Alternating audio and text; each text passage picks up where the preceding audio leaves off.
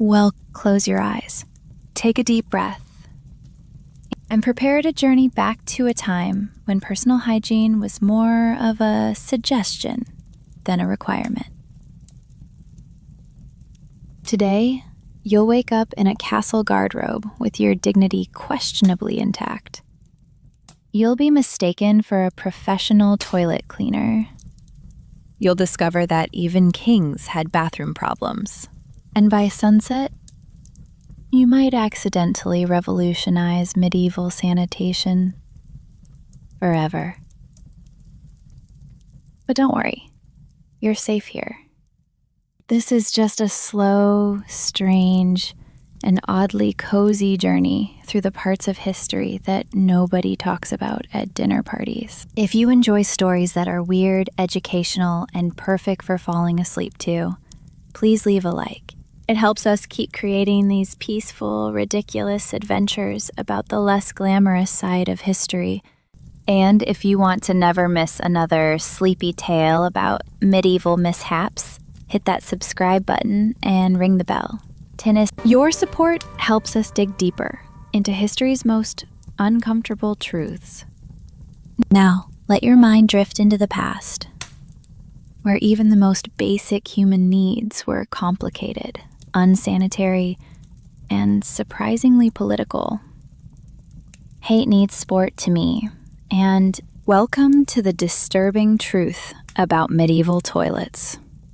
Mine all. Enjoy the story and dream of times when indoor plumbing was just a fantasy. You awaken to the unmistakable sensation of cold stone against your cheek. Your first thought is confusion. Your second thought is regret. Your third thought is wondering why everything smells like a combination of roses and something that definitely isn't roses. You open one eye, cautiously. You are lying on the floor of what appears to be a small stone chamber. There's a wooden seat with a hole in it. Below the hole, darkness yawns like the mouth of a very judgmental cave. You have woken up in a medieval toilet. A garderobe, to be precise. The name suggests a wardrobe, a place for fine clothes. The reality suggests a place where fine clothes go to be sad. The walls are thick limestone, damp with centuries of questionable decisions. A narrow window, more of a slit than an actual window, lets in a shaft of pale morning light. Through it, you can hear the distant muffled sounds of castle life. Roosters crowing with existential angst. Servants arguing about a missing spoon. Someone practicing the lute, very, very badly.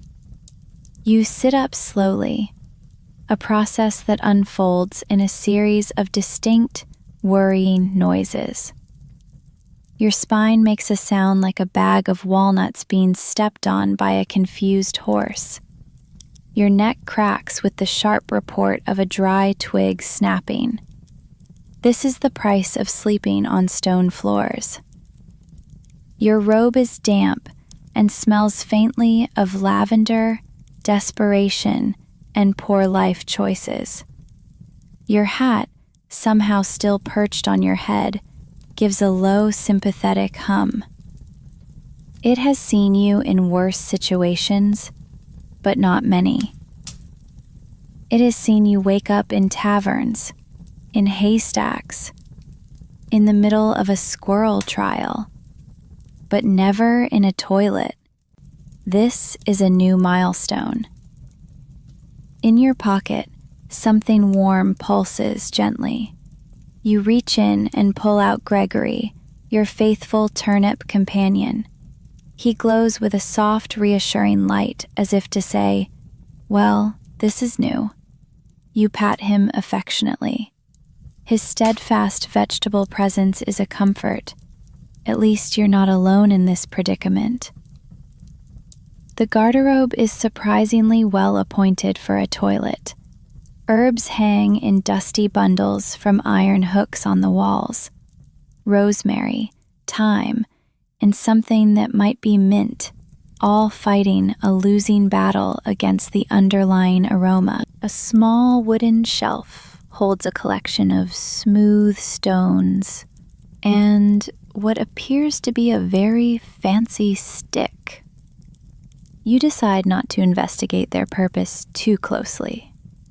Some mysteries are best left unsolved. You stand up, brushing dust and questionable particles from your robe. Your legs are stiff, your joints complaining with every movement. You stretch, and something in your back pops with a sound like a small, sad celebration. The acoustics in here are surprisingly good. You make a mental note of that. Through the narrow window, you can see a sliver of the castle courtyard below. Servants scurry about their morning duties, like busy, stressed-out ants. A group of chickens pecks at something in the dirt with intense focus. A man in elaborate velvet robes gestures dramatically at a pile of what might be laundry or possibly a collapsed peasant. Everything looks normal and medieval and blissfully unaware of your toilet-based awakening. You wonder how you got here. The question hangs in the air, unanswered. The last thing you remember is accepting a cup of something warm and herbal from a kind-looking woman at a tavern called the Leaky Flagon. She had smiled and said it would help you sleep. A true king's repose, she had called it. She hadn't mentioned anything about waking up in what was, presumably, a king's toilet. Your hat hums a questioning note, a low, inquisitive buzz. Gregory pulses with what might be concern, a faint lavender hue. You shrug at both of them. This is hardly the strangest place you've woken up. There was the time with the sentient pie and the village that worshipped a hat. At least this time you still have your pants. You check just to be sure. Yes, a small but significant victory. A sound echoes from somewhere far below the toilet hole. A splash, followed by what sounds distinctly like someone cursing in 3 different languages. You peer down cautiously into the dark shaft. The darkness stares back, keeping its secrets. You decide that some mysteries, especially those involving splashes and multilingual cursing, are better left unsolved. The door to the guardrobe is made of heavy oak, reinforced with thick iron bands. There's no lock on the inside, which seems like a serious design flaw for a room of this nature. You push it gently. It swings open with a low, mournful creak that sounds like a complaint. Beyond is a narrow stone corridor, lit by torches that flicker with medieval ambition, casting long, dancing shadows on the walls. You step out carefully, your soft boots making no sound on the cold stone. Gregory is tucked safely back in your pocket. Your hat adjusts itself to a slightly jauntier angle, ready for whatever comes next. The corridor stretches in both directions, disappearing into shadows that hold the promise of adventure. Or at least breakfast. You hope for breakfast. Footsteps echo from somewhere nearby, the sound of heavy boots on stone accompanied by the cheerful jingle of a large ring of keys. Someone is coming, and they sound official. You have a choice to make. You could try to hide, to melt back into the shadows and hope they pass by. Or you could face whatever comes next with the quiet, bewildered dignity of someone who definitely did not just wake up in a toilet. You choose dignity. You've found it rarely helps, but it always feels better. After all, you think, with the weary optimism of a seasoned adventurer, how much worse could this day possibly get? You stand straighter, smooth down your damp robe, and wait. The footsteps grow closer. A new chapter of your strange, rambling life is about to begin. And it all started in a bathroom. The footsteps grow louder, a steady, rhythmic tread on the cold stone. They are accompanied by what sounds like someone humming a surprisingly cheerful tune about the virtues of proper drainage. You stand straighter, trying to smooth down the wrinkles in your damp robe and look like someone who belongs in a castle corridor. Your hat gives an encouraging little buzz, a note of solidarity. Gregory pulses with moral support from within your pocket. Around the corner comes a man who looks as though he was specifically designed by nature for toilet-related duties. He is short, round, and carries himself with the unwavering confidence of someone who has seen the worst humanity has to offer on a daily basis and has lived to tell about it. His apron is stained with a kaleidoscope of substances you prefer not to identify. His smile is surprisingly cheerful for someone who likely spends his days in close proximity to unpleasantness. "Ah, there you are," he exclaims, his voice booming with unexpected bonhomie.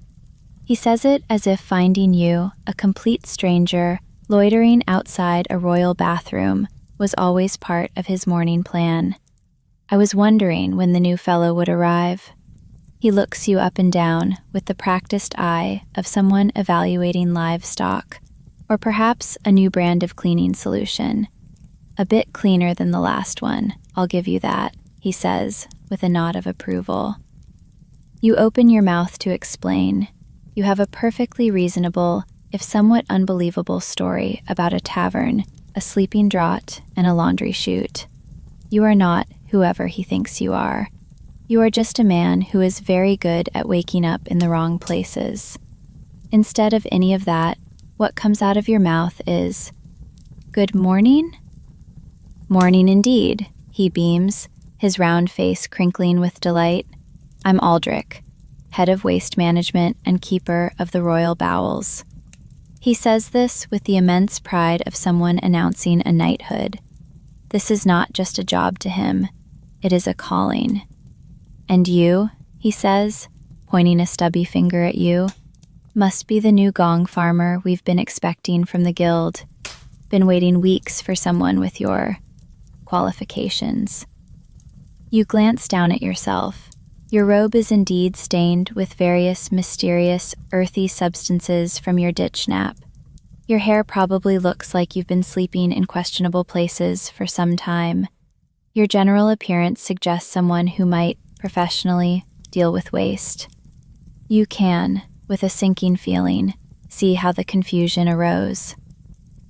"Now then," Aldrich continues, pulling a crumpled scroll from a pocket in his apron. It looks suspiciously official. "Let me explain your duties. There's a lot to cover, and His Majesty is very particular." He unrolls the parchment with a flourish, revealing a long list written in a cramped, spiky hand. "You'll be responsible for the cleaning and maintenance of all 17 castle guardrobes, plus the 3 staff latrines in the outer bailey and 1 very special, very temperamental chamber pot that belongs to the Queen." Gregory pulses what feels distinctly like sympathy. Your hat droops slightly as if it, too, is contemplating the sheer magnitude of this misunderstanding. You try again to explain, to protest, to say anything that might correct this case of mistaken identity. But Aldrich is already walking, gesturing for you to follow with an impatient flick of his wrist. Come along then, no time to waste. Let's start with the basics. He leads you down the corridor, chattering cheerfully about the finer points of medieval sanitation as if he were a museum curator discussing rare artifacts. The trick, he explains, his voice echoing in the stone hallway, is understanding that every toilet has its own personality. They're not just holes in the ground, you see. They have moods. The King's garderobe, for instance, is very particular about timing and prefers a lavender-scented herb mix. And the one in the East Tower has a tendency to echo dramatically. You'll want to be prepared for that. You follow, partly because you seem to have no other choice, and partly because Aldrich's genuine enthusiasm for his work is strangely compelling. It's refreshing to meet someone who takes such profound pride in their profession, even if that profession involves things you'd rather not think about before breakfast. The previous fellow, Aldrich continues, lowering his voice conspiratorially, lasted 3 days, ran off into the night screaming something about unholy stenches and the devil's own bowels. He was a bit melodramatic. He stops at a heavy wooden door marked with a small carved symbol that looks like a crown sitting on a toilet seat. This, he announces with a hushed reverence, is the royal garderobe, His Majesty's personal privy. You'll clean this one twice daily, once at dawn, once at dusk. You'll replace the herbs weekly. And, he adds, his voice dropping to a serious whisper, never, ever look directly into the pit. Some things are not meant for mortal eyes. He pushes the door open, and it swings inward with a well-oiled, silent grace. The toilet is, admittedly, quite impressive. The wooden seat is carved from a dark, polished wood with intricate designs of swirling leaves and vaguely heroic-looking squirrels. Tapestries hang on the stone walls, depicting what appear to be peaceful pastoral scenes involving shepherds and contented-looking sheep. The herb collection hanging from the ceiling is extensive and surprisingly aromatic. It is, by a wide margin, the most luxurious bathroom you have ever seen. Beautiful, isn't it? Aldrich sighs, a proud father showing off his favorite child. Took the royal carpenter 6 months to carve that seat. It's made from a single piece of bog oak. And those tapestries? Commissioned specifically to provide inspirational viewing during His Majesty's contemplative moments. He then turns to you and hands you a wooden bucket and a brush that looks like it has seen better centuries. Right then, he says, his tone shifting from reverent to businesslike. Let's see what you're made of. You stare at the bucket. It is empty, but it feels heavy with expectation. You stare at the brush. It appears to be made from a very unfortunate hedgehog. You stare at the toilet that apparently belongs to a king. Gregory pulses what might be encouragement, or possibly just resignation to your shared fate. Your hat hums a tune that sounds suspiciously like a funeral march, but with a surprisingly upbeat tempo. This is not how you imagined your day would begin. But then again, very few of your days begin as you imagine them. You pick up the bucket with as much dignity as you can muster. After all, you think with a quiet sigh, someone has to clean the royal toilet. It might as well be you. Aldrich, the head of waste management and keeper of the royal bowels, hands you the cleaning supplies with the solemnity of someone passing on sacred relics.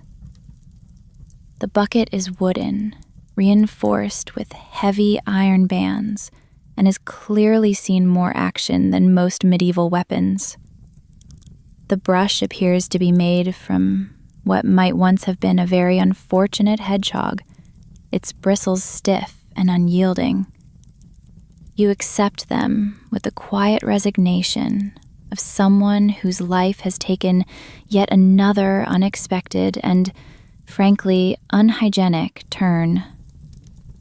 "Now then," Aldrich says, consulting his crumpled scroll as if it contains the secrets of the universe. "I'll leave you to get acquainted with your new domain. Get a feel for the place." He winks, a gesture that is far less comforting than he seems to think it is. "Remember, the king prefers his guard robe to smell of lavender and dignity, a fine balance to strike. And whatever you do," he adds, his voice dropping to a conspiratorial whisper, "don't use the fancy soap. That's reserved for the queen's chamber pot. Very particular, she is." He bustles off, humming his jaunty drainage song, leaving you alone with your cleaning supplies and your profound sense of confusion. You set the bucket down with a heavy thud. The sound echoes slightly in the small stone room. You examine your surroundings more carefully. The royal guard robe is indeed impressive, but it's still fundamentally a toilet.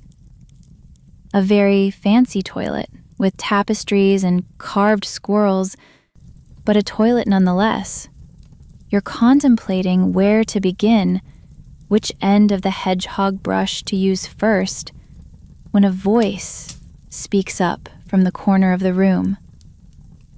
It is a dry, cynical voice, like old parchment being crumpled. "Well, well, well, another one, eh? They send you younger ones every year." You look around, startled, but see no one. The room is empty, save for you. Gregory pulses with curiosity from your pocket. Your hat tilts questioningly. "Down here, you great lummox," the voice says again, sounding deeply unimpressed. You look down and see, sitting regally in the corner, an ornate chamber pot. It's made of fine ceramic, decorated with beautifully painted pink roses and what appear to be tiny, chubby, dancing cherubs. It's also, apparently, talking to you. It has the weary, seen-it-all tone of a veteran of 1,000 unspeakable nights.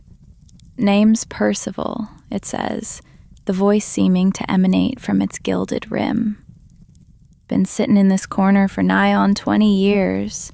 Seen kings come and go. Seen things you wouldn't believe." You blink several times. You've encountered talking spoons, philosophical turnips, and hats with strong opinions. A talking chamber pot, while surprising, isn't entirely outside the realm of your recent experience. "You're taking this rather well," Percival observes, a note of grudging respect in his voice. "The last fellow fainted, claimed it was a sign from the devil. He was a bit delicate, said he was too refined for such base employment." "I'm not actually supposed to be here," you explain, feeling the need to clarify your situation to the ceramic pot. "There's been a misunderstanding." Percival chuckles, a sound like water gurgling slowly down a very old drain. "Oh, my dear fellow," he says with a world-weary sigh, "we're all here by misunderstanding. Do you think I chose to be a chamber pot? I had dreams. I wanted to be a vase, a fine, elegant vase holding lilies on a noblewoman's mantelpiece. But fate, my friend, fate is a cruel and ironic jester." You consider this profound philosophical point while examining the cleaning brush. It's definitely seen better days. Several better decades, in fact. The trick to this job, Percival continues, his voice lowering as if sharing a great secret, is understanding that cleanliness is next to impossible. You are not here to achieve purity. You are here to manage chaos. Medieval hygiene, he declares, is more of an aspiration than an achievement. It is a dream we chase but never quite catch. Gregory pulses what might be agreement, a soft, understanding light. Your hat hums thoughtfully. You dip the bristly end of the brush into the bucket of water and approach the royal toilet with the caution of someone diffusing a particularly aromatic balm. Careful now, Percival warns from his corner. His Majesty had prunes for dinner last night, and the night before. He is a man of routine. The cleaning process is exactly as unpleasant as you'd expected, perhaps even more so. Medieval toilets, even royal ones, are not designed with the cleaner's comfort in mind. The herbs hanging from the ceiling help mask the smell, but they can't eliminate it entirely. They merely add a floral note to the underlying symphony of odors. You work methodically, trying not to think too hard about what you're cleaning, focusing instead on the rhythmic scrape of the brush against the stone. You know, Percival says conversationally, breaking the silence. You're not the worst I've seen, not by a long shot. There was one fellow, a few years back, who tried to clean everything with holy water, claimed it would sanctify the proceedings and banish any lingering evil spirits. The castle priest was not amused when he found out where his entire blessed water supply had gone. There was a very loud, very one-sided theological argument. You pause in your scrubbing to appreciate this mental image. The idea of a priest discovering his holy water had been used for toilet cleaning is genuinely amusing. Medieval religious politics must have been even more complicated than you'd imagined. What happened to him, you ask, genuinely curious. Oh, he was excommunicated for sacrilege, Percival replies cheerfully. Last I heard, he was working as a dung collector in the next village over, so a bit of a lateral move, professionally speaking. Turns out there's not much career advancement in medieval sanitation, unless you count moving from human waste to animal waste as a promotion. You finish cleaning the toilet seat and move on to the floor. The stones are worn smooth by centuries of royal feet and questionable spills. Your hat hums a working song, something rhythmic and encouraging. Gregory provides a gentle, pulsing light that makes the work slightly less grim. You find a strange sort of peace in the simple, repetitive task. It requires focus but not thought. It is a kind of meditation, a very smelly meditation. Here's some free advice Percival offers, his tone that of a seasoned mentor. Never clean on an empty stomach. Always breathe through your mouth. And if you hear the king coming, drop to your knees and pretend you're praying. He finds it reassuring to think his toilet cleaner is a devout man. It speaks to the moral cleanliness of his kingdom, or something like that. You file this information away for future reference. The job is unpleasant, but it's not the worst work you've ever done.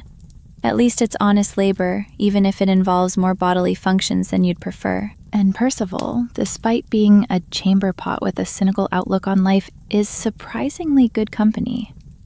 There's one more thing, Percival says as you finish up wringing out your cloth. The Queen's chamber pot in the East Tower, the one Aldrich mentioned, she's a bit temperamental. Goes by the name Guinevere, and she has very strong opinions about proper cleaning techniques and the correct temperature of the water. Be warned, she once made a serving girl cry for using the wrong kind of soap. She takes her role very seriously. You nod, making a mental note to approach the queen's bathroom with extra caution. A temperamental talking chamber pot sounds like exactly the kind of challenge your day has been building toward. Your hat gives a little shiver of anticipation. Gregory pulses with what might be excitement or dread. It's hard to tell with turnips. Your first task is complete. Only 16 toilets, 3 latrines, and a very particular ceramic pot to go. You are making your way through the castle corridors, bucket in one hand, hedgehog brush in the other. The work is monotonous, smelly, and strangely peaceful. You have cleaned 3 more garderobes since your encounter with Percival. One belonged to a knight who, judging by the state of things, may have been part horse. Another in the library was surprisingly clean and smelled faintly of old books and quiet contemplation. Your hat hums a soft, repetitive working song. Gregory, nestled in your pocket, pulses with a steady, encouraging light. You have found a rhythm, a purpose, a strange sort of contentment. You are the castle's new gong farmer. It is not the life you would have chosen, but it is a life, and at this point you are simply grateful for any life that does not involve being chased by witches or judged by squirrels. You are heading toward the East Tower to face the temperamental chamber pot Guinevere when you hear it. It is a sound that starts deep within the stone foundations of the castle, a low, ominous rumble, like a giant awakening from a long and troubled sleep. The stone walls vibrate slightly beneath your hand. Somewhere in the distance, a chicken squawks in alarm, a sound of pure, poultry-based terror. Your hat stops humming its working song. It tilts nervously, as if listening for danger. Aldrich comes running around the corner, his usually cheerful face pale and his apron even more stained than before. He is panting, his round form jiggling with a sense of profound urgency. "Emergency," he gasps, pointing a stubby, trembling finger down the corridor from which he came. "The Great Privy," he says, his voice dropping to a whisper of pure horror. "It has malfunctioned." He says the word malfunctioned with the same gravity another man might use to announce the end of the world. "We need all available personnel," he commands, his professional demeanor reasserting itself through the panic. You have experience. Come with me." You have no idea what experience he is referring to, but you follow him. The rumbling sound grows louder as you walk, a constant, gut-churning groan that seems to emanate from the very bowels of the castle. Other castle staff join your hurried procession, cooks with flour on their aprons, servants carrying buckets, stable hands smelling faintly of horse and deep concern. They all carry buckets, mops, and expressions of grim determination. This is clearly a crisis of castle-wide importance. Gregory pulses with what might be anticipation or terror. It's becoming increasingly hard to tell. The Great Privy, as it turns out, is exactly what it sounds like. It is a massive communal toilet, a testament to medieval ingenuity, and a complete lack of concern for personal privacy. It is a large circular room with 20 wooden seats arranged around a central, gaping pit. It is, you realize, like a medieval conference room, but for bodily functions. A place for the castle staff to gather, socialize, and, well, and right now, it is in crisis. The problem becomes immediately and olfactorily apparent the moment you enter the room. The drainage system, a marvel of medieval engineering, involving wooden pipes, a steep slope, and a great deal of gravitational optimism, has backed up spectacularly. The central pit, which should lead to the castle moat, is overflowing. The smell is indescribable. a complex symphony of odors that defies language and common decency.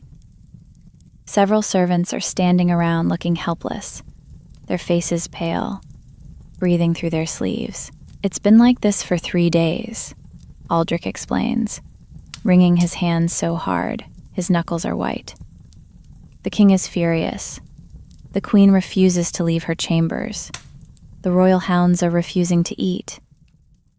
The cook says the smell is affecting the soup, he adds, his voice cracking with emotion. The soup.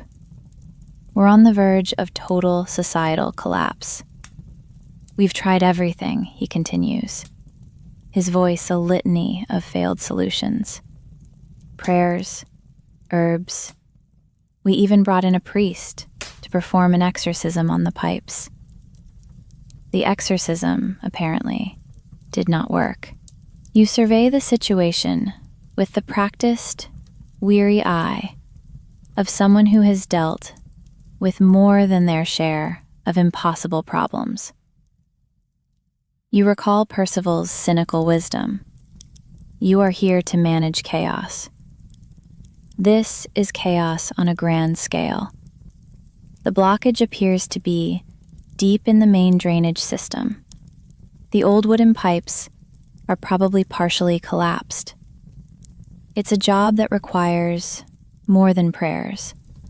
It requires someone willing to get very, very dirty. Has anyone actually gone down there to investigate? You ask, your voice calm. The assembled staff exchange nervous glances. They look at the floor. They look at the ceiling. They look anywhere but at the overflowing pit. Well, Aldrich says carefully, clearing his throat. We were hoping the new fellow might. He trails off, looking at you with a hopeful, desperate expression. You know, he finishes, being experienced in these matters, your hat hums what sounds distinctly like a sigh. Gregory pulses with resignation. You look at the overflowing pit. You look at the desperate faces of the castle staff. Someone has to fix this, and apparently, that someone is you. I'll need rope, you say, your voice steady, and more light, and possibly a very strong drink afterward. The descent into the castle's sewage system is exactly as unpleasant as you'd imagined, and then some. The rope is rough and smells like it's been used for this purpose before. Your hat provides what light it can, humming a nervous, quavering tune. Gregory's glow is a small, brave, lavender beacon in the oppressive darkness, illuminating the narrow, slick tunnel you're crawling through. The blockage, when you finally find it, is impressive. It is an unholy matrimony of years of accumulated debris. But that's not all. A small, stubborn tree has somehow taken root in a crack in the pipe and has been growing here, in the dark, for years. Its roots have ensnared everything, creating a solid, unmoving dam. You work methodically, using a small hand axe Aldrich gave you, trying to clear the obstruction piece by piece. It's disgusting work. It's heroic work. It's the kind of work that ballads are never, ever written about. You are hacking at a particularly thick root when you hear it. A sharp crack, followed by a deep, groaning rumble, followed by the terrifying sound of water moving very, very quickly. You have dislodged not just the root, but a large stone in the tunnel wall. You scramble backward as the tunnel begins to fill with a torrent of dark, rushing liquid. The blockage gives way all at once, and 3 days of backed-up castle sewage flows freely for the first time, directly towards you. You emerge from the tunnel a few moments later, spat out into the pit like a cork from a bottle. You are covered from head to toe in substances you prefer not to identify. But the great privy is functioning again. The overflow has stopped. The drain is gurgling happily. The smell, while still present, is no longer an assault on the senses. It is merely unpleasant. The assembled staff, who had been peering down into the darkness, lets out a collective, disbelieving cheer, as if you've just slain a dragon. "Miraculous!" Aldrich exclaims, his face a mask of pure, unadulterated awe. "How did you know exactly what to do?" You shrug, trying to wring a river of brown liquid out of your hat. "Lucky guess," you say, your voice hoarse. But the staff is already spreading the word. The new gong farmer has performed a miracle. He faced the great beast in its lair and emerged, filthy but victorious. He has fixed the unfixable. Word spreads quickly through the castle. By evening, you are being hailed as the savior of the sewers. The king himself sends a message of profound gratitude. The queen emerges from her chambers for the first time in days. You have become a hero, and all it took was crawling through a tunnel full of medieval waste. Your hat hums with what might be pride. Gregory glows with satisfaction. You've solved your first major crisis as a toilet cleaner. It's not the kind of achievement you'd put on a resume, but it is, without a doubt, something. The Great Hall has been transformed. The usual tapestries depicting noble hunts and heroic bloody battles have been replaced. In their place hang new banners, hastily stitched but full of feeling.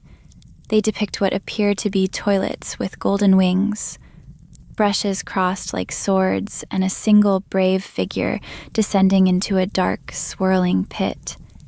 It is a celebration of sanitation, a festival of filth vanquished. The tables groan under the weight of the finest food the castle kitchens can produce, though you notice a distinct lack of prune-based dishes. The king himself sits at the head table, wearing his most elaborate crown and a smile of such profound relief that it makes him look 10 years younger. The air in the hall, for the first time in days, smells not of crisis, but of roasted meat and mulled wine. You have been given the place of honor at the royal table, right beside the king.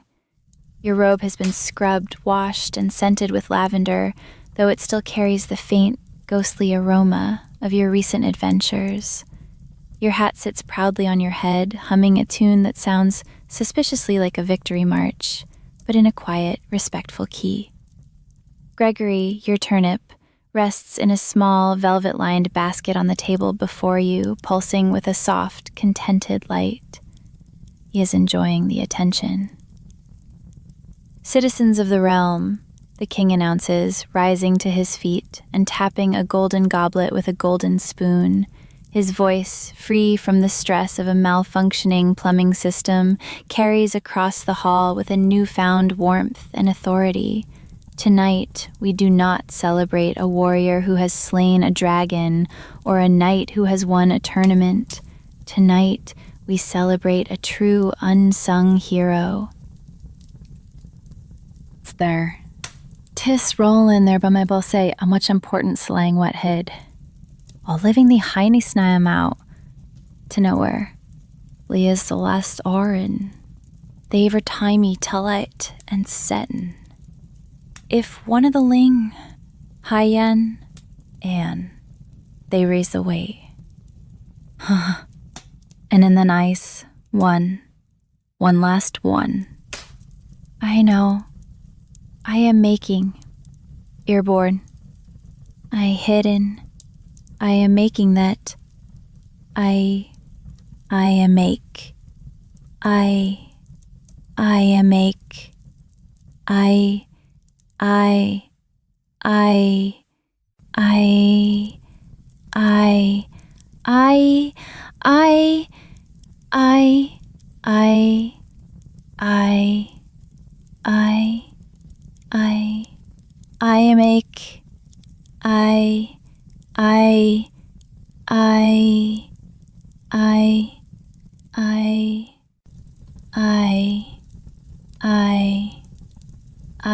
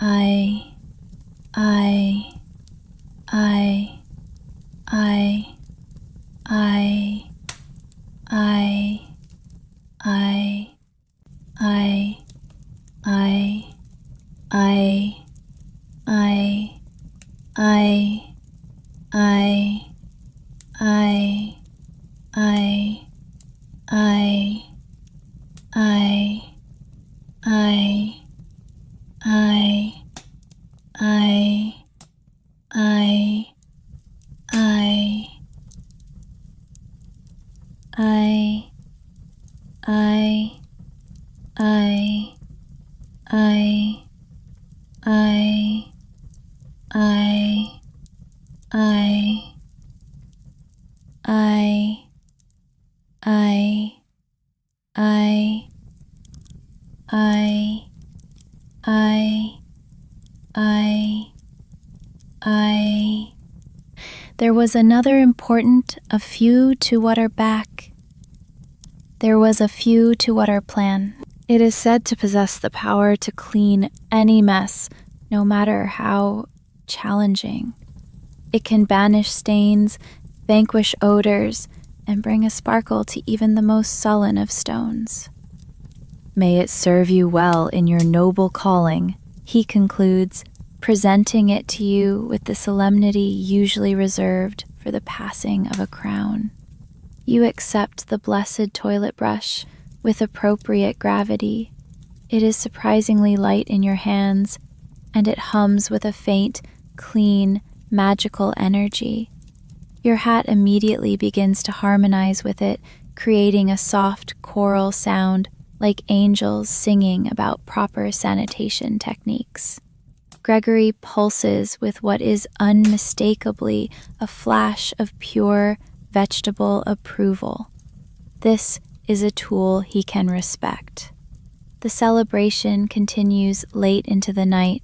There are songs about your heroic deeds, though the lyrics are carefully worded to avoid too much graphic detail about what exactly you did in the pipes. The court poet recites an epic 20-verse ballad titled The Ballad of the Brave Gong Farmer and the Conquered Cesspit. It's surprisingly moving, despite the subject matter. But as the evening wears on and the wine flows freely, you begin to feel restless. The castle is comfortable, and the work, while unpleasant, is steady.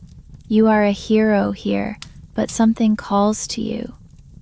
Perhaps it's the open road, perhaps it's the promise of new adventures, or perhaps, you think, looking at the shimmering, magical brush in your hand, it's simply the desire to use your blessed toilet brush in new and even more challenging situations. A tool this magnificent deserves to be used. Later, you find Aldrich near the kitchens, supervising the cleaning of the feast dishes. He looks happy and relaxed. I need to move on, you tell him quietly. He nods sadly but with understanding, as if he'd expected this all along. The road calls to all great gong farmers eventually, he says philosophically, drying a plate with a cloth. A true master of the craft cannot be contained by one castle. The world has too many toilets that need your help.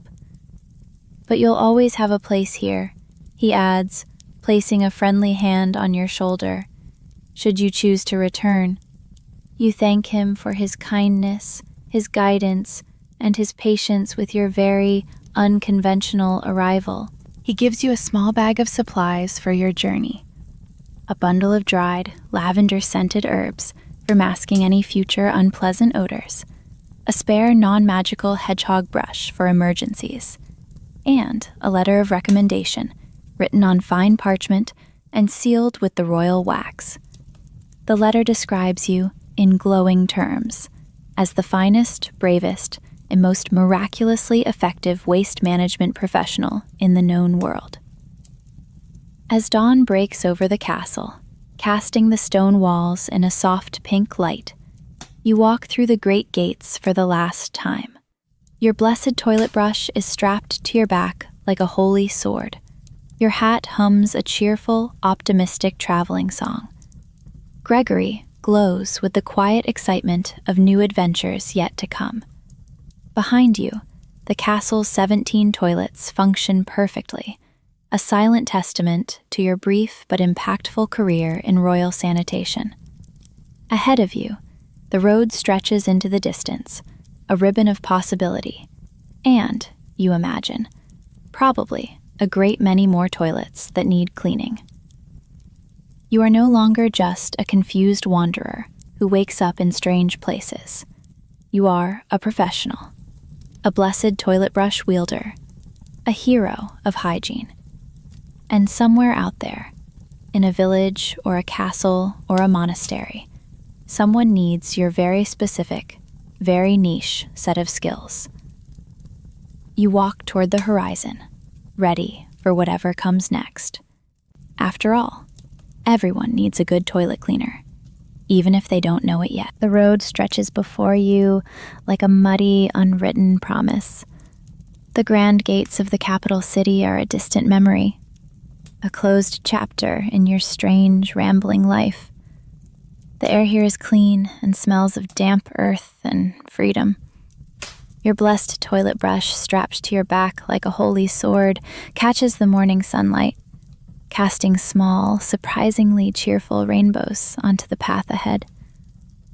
Gregory, your turnip companion, pulses contentedly in your pocket. He seems to enjoy the fresh air after the castle's aromatic confines. His soft lavender glow is a small, constant comfort. Your hat, having been washed clean of its sewage-related trauma, hums a jaunty, optimistic traveling tune, a melody full of open roads and unknown destinations. You have been walking for several hours, the rhythm of your steps a steady, peaceful beat. You pass farmers tilling their fields, who nod at you with a mixture of respect and confusion. They see the fine, if slightly worn, robe you are given, but they also see the magnificent, otherworldly toilet brush on your back. You are an enigma, a man who looks both important and intimately familiar with the less glamorous aspects of life. It is near midday when you first see them. A group of men and women working diligently alongside the road, their shovels glinting in the sun. They are digging what appears to be a very large, very deep, very precisely measured hole. As you draw closer, a familiar earthy smell reaches you. It is not the smell of crisis, but of controlled, professional sanitation. This is not a random hole. This is a work of art in progress. They are a sturdy-looking group, their faces weathered by sun and wind, their arms strong from honest labor. They work with a quiet, efficient rhythm, their shovels moving in a practiced harmony. There is a sense of camaraderie about them, of a shared purpose that runs deeper than just digging a ditch. They laugh and joke as they work, their voices carrying on the gentle breeze. As you approach, one of them looks up. She is a tall, strong woman with fiery red hair tied back in a practical braid and calloused hands that have known a lifetime of hard work. Her eyes, the color of a stormy sea, widen when she sees your blessed toilet brush. Her work-hardened face breaks into a broad, incredulous grin. "Well, I'll be," she says, her voice a rich, hearty sound. She sets down her shovel and plants her hands on her hips. "Brothers, sisters, come and see this, you won't believe it." The other diggers stop their work and gather around, their faces showing a mixture of awe and professional curiosity. They do not stare at you. They stare at your brush. They examine it with the reverence usually reserved for a holy relic, which you suppose it technically is. A saint, or at least an archbishop, blessed it, after all.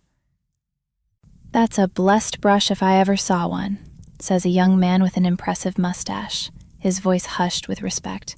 "Look at the sheen on that horn handle, and the bristles. They sing."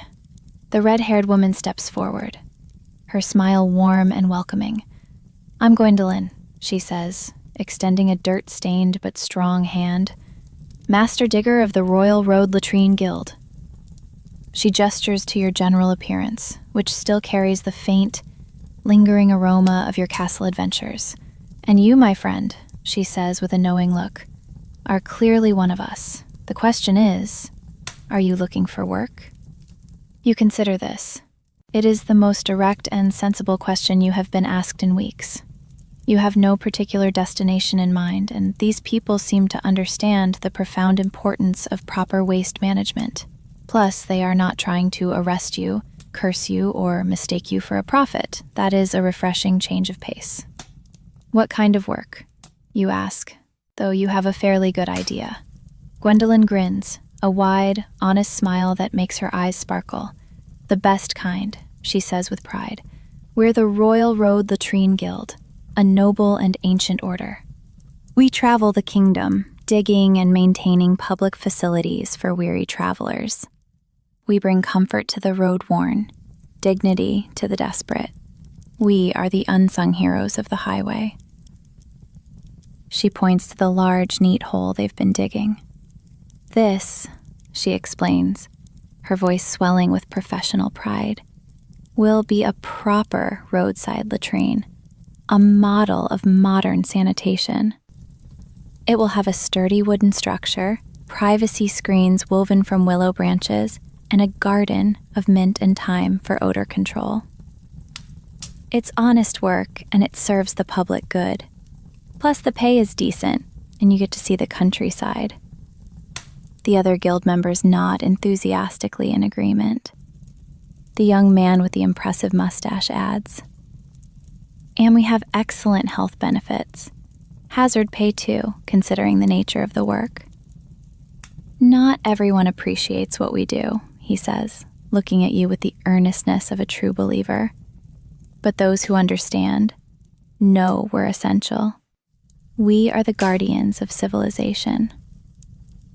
You look at their faces, at the genuine pride they take in their profession. These are people who understand that someone has to do the dirty work, and they have chosen to do it with skill, honor, and a surprising amount of joy. There's something deeply admirable about that, something that speaks to your own recent, unexpected experiences. They are not gong farmers. They are sanitation artisans. "We could use someone with your obvious expertise," Gwendolyn continues, her eyes again drawn to your brush. "That blessed brush suggests you've dealt with some very serious situations. It has the look of a veteran. And we always need people who understand the finer points of waste management. What do you say? Will you join us?" Gregory pulses encouragingly from your pocket, a warm lavender light. Your hat gives a little buzz of approval. The blessed toilet brush itself seems to hum with anticipation, eager to be among its own kind. You realize that this might be exactly what you need. Honest work with honest people who won't mistake you for a deity or try to execute you for heresy. "I'm in," you say. The guild members let out a cheer, and Gwendolyn claps you heartily on the back. "Welcome to the Royal Road Latrine Guild," she announces. "We're glad to have you. You'll start as an apprentice digger, but with that brush," she adds with a wink, "I suspect you'll advance quickly through the ranks." They hand you a sturdy shovel and a guild badge, a small wooden pin, neatly carved in the shape of a toilet with wings. It's surprisingly well crafted, and you pin it to your robe with a sense of belonging. Our motto, explains the mustached young man proudly, is dignitas instercore, dignity in waste. You nod. It is a fine motto. You spend the rest of the day learning the guild's methods, and you discover there is far more to latrine construction than you had ever imagined. There are precise measurements, calculations for proper drainage, careful considerations of wind direction, and a surprising amount of artistic debate about the placement of privacy screens and the aesthetic integration of the structure with the surrounding landscape. These people are artists in their own way. Their medium is just a bit earthier than most. As evening falls, the guild sets up a small, neat camp beside their newly completed latrine. They share their food with you, a simple but hearty stew that tastes better than most royal banquets, and crusty bread for dipping. Around the campfire, they tell stories. They speak of famous latrines they've built, of difficult customers they've dealt with, and of the quiet satisfaction of a job well done. They are a family, bound together not by blood, but by a shared, unusual calling. That night, you sleep under the stars, your blessed toilet brush lying beside you like a faithful companion. Gregory glows softly in your pocket, and your hat hums a gentle, contented lullaby. Tomorrow, you will help dig another latrine, and the day after that, another. It is simple work, honest work, and for the first time in a very long time, you feel like you truly belong somewhere. The Royal Road Latrine Guild has given you more than just a job. They have given you a purpose, a community, and the knowledge that even the humblest work can be done with pride. As you drift off to sleep, you can't help but smile. You have found your calling, and it involves toilets. Somehow that seems perfectly, wonderfully appropriate. 3 months with the Royal Road Latrine Guild have changed you. You are no longer the bewildered wanderer who woke up in a garderobe. You are a professional. Your hands are calloused from honest work with a shovel. Your back is stronger from digging precisely angled trenches for proper drainage. Your nose has developed an impressive, almost heroic tolerance for a wide spectrum of unpleasant odors. Most importantly, you've learned that there's a genuine, profound satisfaction in building something useful. You've learned that bringing a small measure of dignity and hygiene to a weary traveler on a long road is a noble calling. You are a master digger, 3rd class, with a specialization in rural privacy screen construction. You are proud of your work. But all good things, even a fulfilling career in roadside sanitation, must eventually come to an end. Your time with the guild concludes when the winding road finally leads you to the towering stone walls of the capital city. The guild has a major contract here, a long-term project to build a series of public facilities in the outer districts. It is work that will keep them busy for months, perhaps years. You, however, feel the familiar, restless pull of the unknown. Something about the city itself, with its noise, its chaos, and its sheer, overwhelming scale, intrigues you. But I suspect your path leads elsewhere, she adds, looking at your blessed toilet brush with a knowing smile. That brush is destined for greater, more complex challenges. You thank your guildmates, sharing a final hearty meal of stew and bread with them. Then, with your blessed toilet brush strapped to your back and Gregory pulsing with excitement in your pocket, you walk through the city gates. The capital is overwhelming after months on the open road. It is an assault on the senses. Thousands of people crowd the streets, all seemingly in a hurry to get somewhere very important. Merchants hawk their wares from crowded stalls, their voices a constant, competing roar. Nobles parade in elaborate carriages, their horses shod with silver. The noise is a physical thing. The shouting of vendors, the clattering of cartwheels on cobblestones, the distant clang of a blacksmith's hammer, the murmur of 1,000 conversations at once. You wander through the maze of streets, lost and anonymous, your blessed toilet brush drawing more than a few curious glances. Gregory pulses nervously in your pocket, apparently overwhelmed by the urban chaos. Your hat, which had grown accustomed to the simple rustic sounds of the countryside, hums a confused, discordant tune, as if it can't decide which of the many city sounds to harmonize with. You are trying to find an inn, a quiet place to rest and gather your thoughts, when you take a wrong turn down a narrow, twisting alley. It's quieter here, away from the main thoroughfares, but the smell is distinctive. It is the familiar, unmistakable smell of a sanitation crisis. You follow your nose, a professional instinct you can no longer ignore, and find yourself in a small, cobbled courtyard behind what appears to be a grand, important government building. The source of the smell becomes immediately apparent. It is a disaster. Someone has attempted to build a public latrine here, in the heart of the city's administrative district. But they have done everything, absolutely everything, wrong. The drainage system is angled backward, leading not away from the building, but toward it. The privacy screens, made from cheap, flimsy wood, are already falling down. The entire structure, lacking a proper foundation, appears to be slowly, tragically, sinking into the soft ground. A small, angry crowd of official-looking people stands around it, arguing loudly and gesturing dramatically. "It's been like this for weeks," shouts a man in elaborate, fur-trimmed robes, his face red with frustration.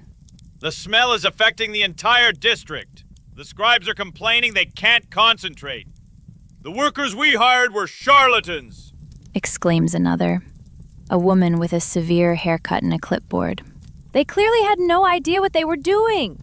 "We need a real expert. The first man declares, his voice filled with despair. Someone who understands proper sanitation before the mayor has us all thrown in the dungeon." You approach cautiously, your professional curiosity overcoming your natural desire to avoid attention. The disaster is even worse up close. It is a textbook example of everything the guild taught you not to do. Whoever built this clearly had no understanding of basic drainage principles, structural integrity, or even common sense. It is the kind of shoddy workmanship that gives the entire profession of toilet construction a bad name. "Excuse me," you say, your voice quiet but firm. You tap the robed man on the shoulder. He turns, his face a mask of fury. "What?" He snaps, ready to unleash his frustration on the nearest available person. Then he sees your blessed toilet brush, strapped to your back, gleaming with a soft, holy light. His expression changes instantly. His anger melts away, replaced by a dawning sense of hope. Are you a sanitation professional?" He asks, his voice now a reverent whisper. You nod. I might be able to help, You say, trying to sound humble but competent. The crowd of officials gathers around you as you walk around the failed latrine, pointing out its many, many flaws. You speak with the quiet authority of a man who has spent months contemplating the finer points of waste management. You point out the drainage problems, the structural issues, the complete lack of proper planning and ventilation. Your months with the Guild have given you the knowledge to diagnose the problems quickly and accurately. This entire structure needs to be demolished and completely rebuilt. You conclude, your voice firm. The foundation is wrong, the orientation is backwards. And whoever designed the drainage system was clearly drunk. Or possibly a saboteur. But, you add, seeing the looks of despair on their faces, It's fixable, if you're willing to do it properly this time. The robed man, who introduces himself as Aldwin, the city sanitation commissioner, nearly weeps with relief. "Finally!" he cries, grabbing your hand and shaking it vigorously. "Someone who knows what they're talking about." "We've been dealing with complaints for weeks. The mayor is threatening to have someone executed if this isn't fixed soon." "What is your name, miracle worker? What is your fee?" Within the hour, you find yourself officially employed as the city's new chief sanitation consultant. It's a temporary position, they assure you, just until the immediate crisis is resolved. But the pay is excellent, and they provide you with a small but clean office in the government building, and an assistant. He is a nervous young man named Bertram, who carries a large stack of parchment and takes notes on everything you say, with a look of profound awe. Your first task is to oversee the complete reconstruction of the failed latrine. You approach it with the methodical professionalism the Royal Road Latrine Guild taught you. You demand proper excavation. You calculate the correct drainage angles. You insist on sturdy construction materials. And you even add some aesthetic considerations, like a small herb garden. Within a week, you have transformed the aromatic disaster into a model of efficient, modern, and surprisingly pleasant public sanitation. Word of your success spreads quickly through the city's labyrinthine bureaucracy. Soon, you are being consulted on sanitation problems throughout the capital.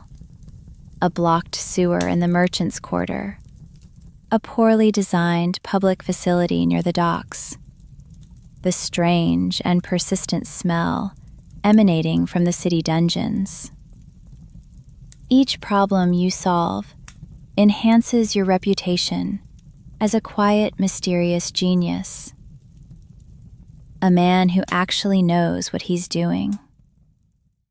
Gregory seems to enjoy the urban environment, pulsing with interest at the variety of complex engineering challenges. Your hat has adapted to the city's rhythms, humming in harmony with the sounds of construction and commerce. The blessed toilet brush has become something of a legend among the city's workers, who often cross themselves when they see it. But you know that success brings its own problems. The more visible you become, the more likely it is that someone will recognize you from your previous, less sanitary adventures. And in a city this size, filled with people from every corner of the kingdom, that recognition might come from unexpected and potentially dangerous quarters. Still, for now, you are content. You have meaningful work, a comfortable place to sleep, and the quiet satisfaction of knowing that your efforts are making the city a cleaner, more pleasant place to live. It is not the kind of heroism that gets you into ballads, but it is the kind that actually improves people's daily lives. And sometimes, you think, that's more important than slaying dragons or rescuing princesses. Sometimes, the real heroes are the ones who make sure the toilets work properly. Your hat has adapted to the city's rhythms, humming in harmony with the sounds of construction and commerce. The blessed toilet brush has become something of a legend among the city's workers, who often cross themselves when they see it. But you know that success brings its own problems. The more visible you become, the more likely it is that someone will recognize you from your previous, less sanitary adventures. And in a city this size, filled with people from every corner of the kingdom, that recognition might come from unexpected and potentially dangerous quarters. Still, for now, you are content. You have meaningful work, a comfortable place to sleep, and the quiet satisfaction of knowing that your efforts are making the city a cleaner, more pleasant place to live. It is not the kind of heroism that gets you into ballads, but it is the kind that actually improves people's daily lives. And sometimes, you think, that's more important than slaying dragons or rescuing princesses. Sometimes, the real heroes are the ones who make sure the toilets work properly. But beneath the surface of this opulent luxury, your trained eye spots several serious underlying problems. The drainage system, while beautiful, is poorly designed and already showing signs of backing up. The ventilation is woefully inadequate, relying more on perfume than on actual air circulation. And, to your professional horror, you discover that someone has been using the wrong type of cleaning solution, a harsh, abrasive substance that is causing slow but certain corrosion in the delicate lead pipes. This, you announce to the trembling steward, making a series of decisive notes on your official inspection scroll, is a disaster waiting to happen. Bertram scribbles furiously, his quill scratching against the parchment. The entire drainage system needs to be completely redesigned, and these corrosive cleaning practices must cease immediately. If this isn't fixed within a month, you conclude with grim authority, you will have a sewage backup in the guest wing that will make the Great Privy Incident look like a minor inconvenience. The steward pales, his face turning the color of old milk, and promises immediate, unwavering action. You move on to the cathedral, where the situation is, if possible, even worse. The monks, in their devout piety, have been attempting to maintain their public facilities using only prayer and holy water. While this approach is spiritually admirable, it is, you discover, practically useless against the unholy forces of medieval plumbing.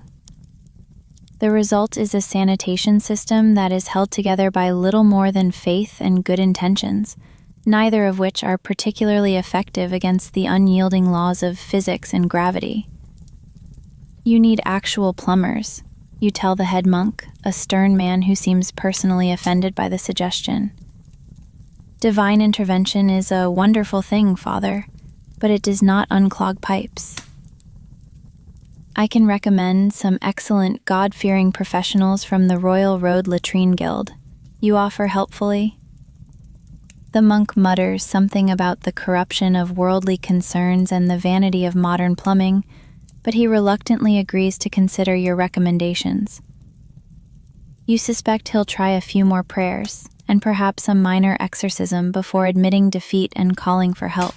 The Merchant Quarter facility is your final stop of the day, and it is, by far, the worst yet. It is an ambitious 3-story structure, a testament to the Merchants Guild's wealth and their complete lack of engineering knowledge. Someone has attempted to create a revolutionary multi-story toilet system, with facilities on 3 different levels all draining into the same, single, woefully inadequate pipe. The result is a cascading backup that defies both logic and common sense. The smell alone could be classified as a weapon of war. You are cautiously examining the structural damage on the ground floor, noting the cracked beams in the ominously sagging ceiling when disaster strikes. The main support beam for the second floor, weakened by months of constant moisture, poor maintenance, and the sheer weight of its own failure, gives way with a groan of profound despair. The entire second floor collapses with a deafening roar, taking you with it in a chaotic cascade of medieval plumbing, splintered wood, and things you would rather not identify. You fall through the collapsing structure, your blessed toilet brush spinning through the air like a holy helicopter blade. Gregory flies out of your pocket, glowing frantically like a panicked purple firefly. Your hat tumbles after you, humming what sounds distinctly like a high-pitched scream. You land, not on solid ground, but in what can only be described as the worst possible place to land in a collapsing 3-story toilet facility. The smell is indescribable. The texture is unthinkable. The situation is, quite literally, crappy. Bertram, who had been waiting safely outside, peers down through the large, jagged hole you've created in the floor. His face is green with a mixture of nausea and profound concern for your well-being. "Sir?" he calls weakly, his voice trembling. Are you alive down there?"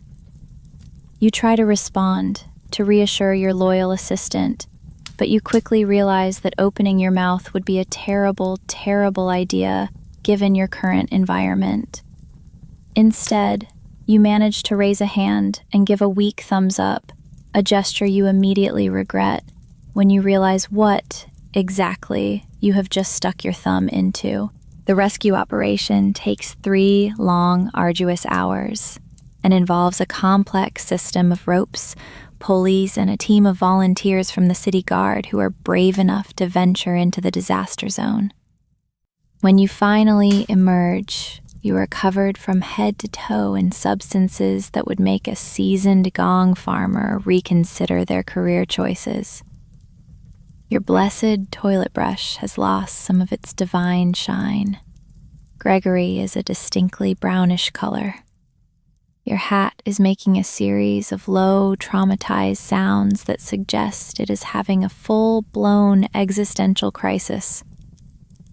The large crowd that is gathered to watch the rescue operation maintains a respectful and very wide distance.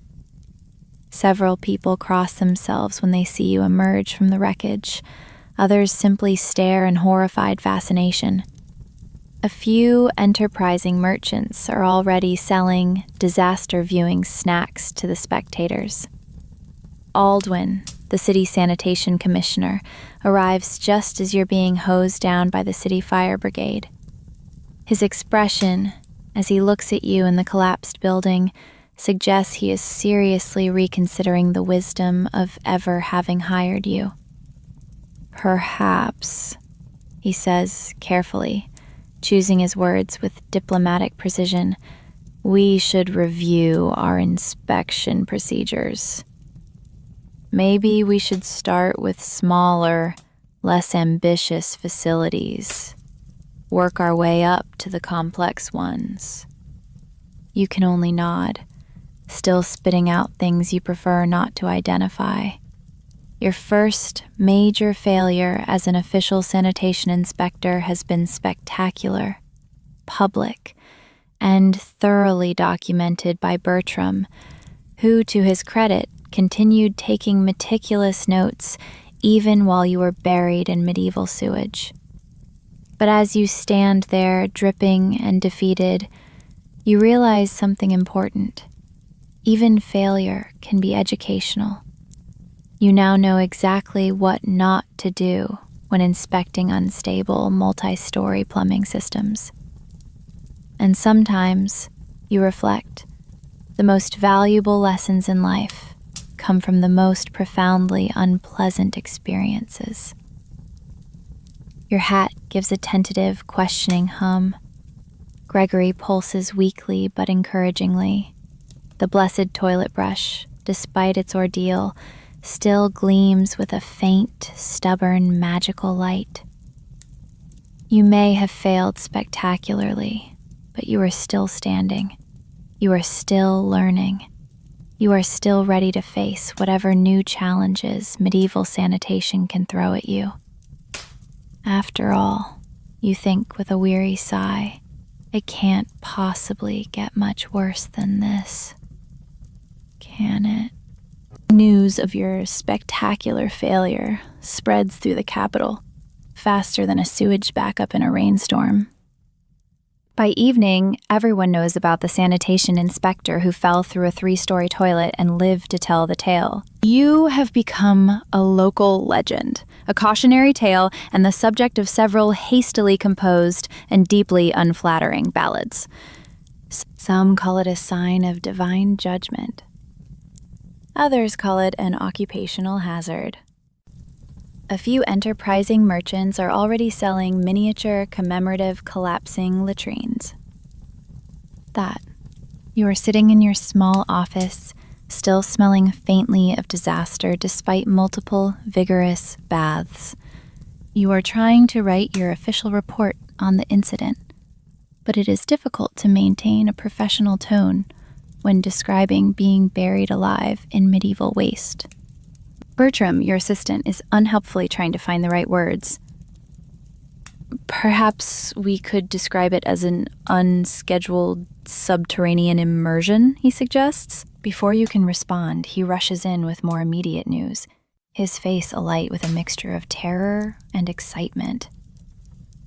Sir, he says, his voice barely a whisper, his scroll trembling in his hand. You've been summoned to the palace. The king himself wants to see you, effective immediately. Apparently, Bertram adds, his eyes wide. He's heard about your adventure, and he has some questions.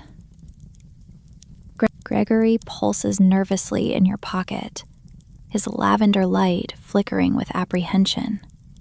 Your hat gives a low, worried hum, a sound it usually reserves for encounters with angry witches or particularly aggressive geese.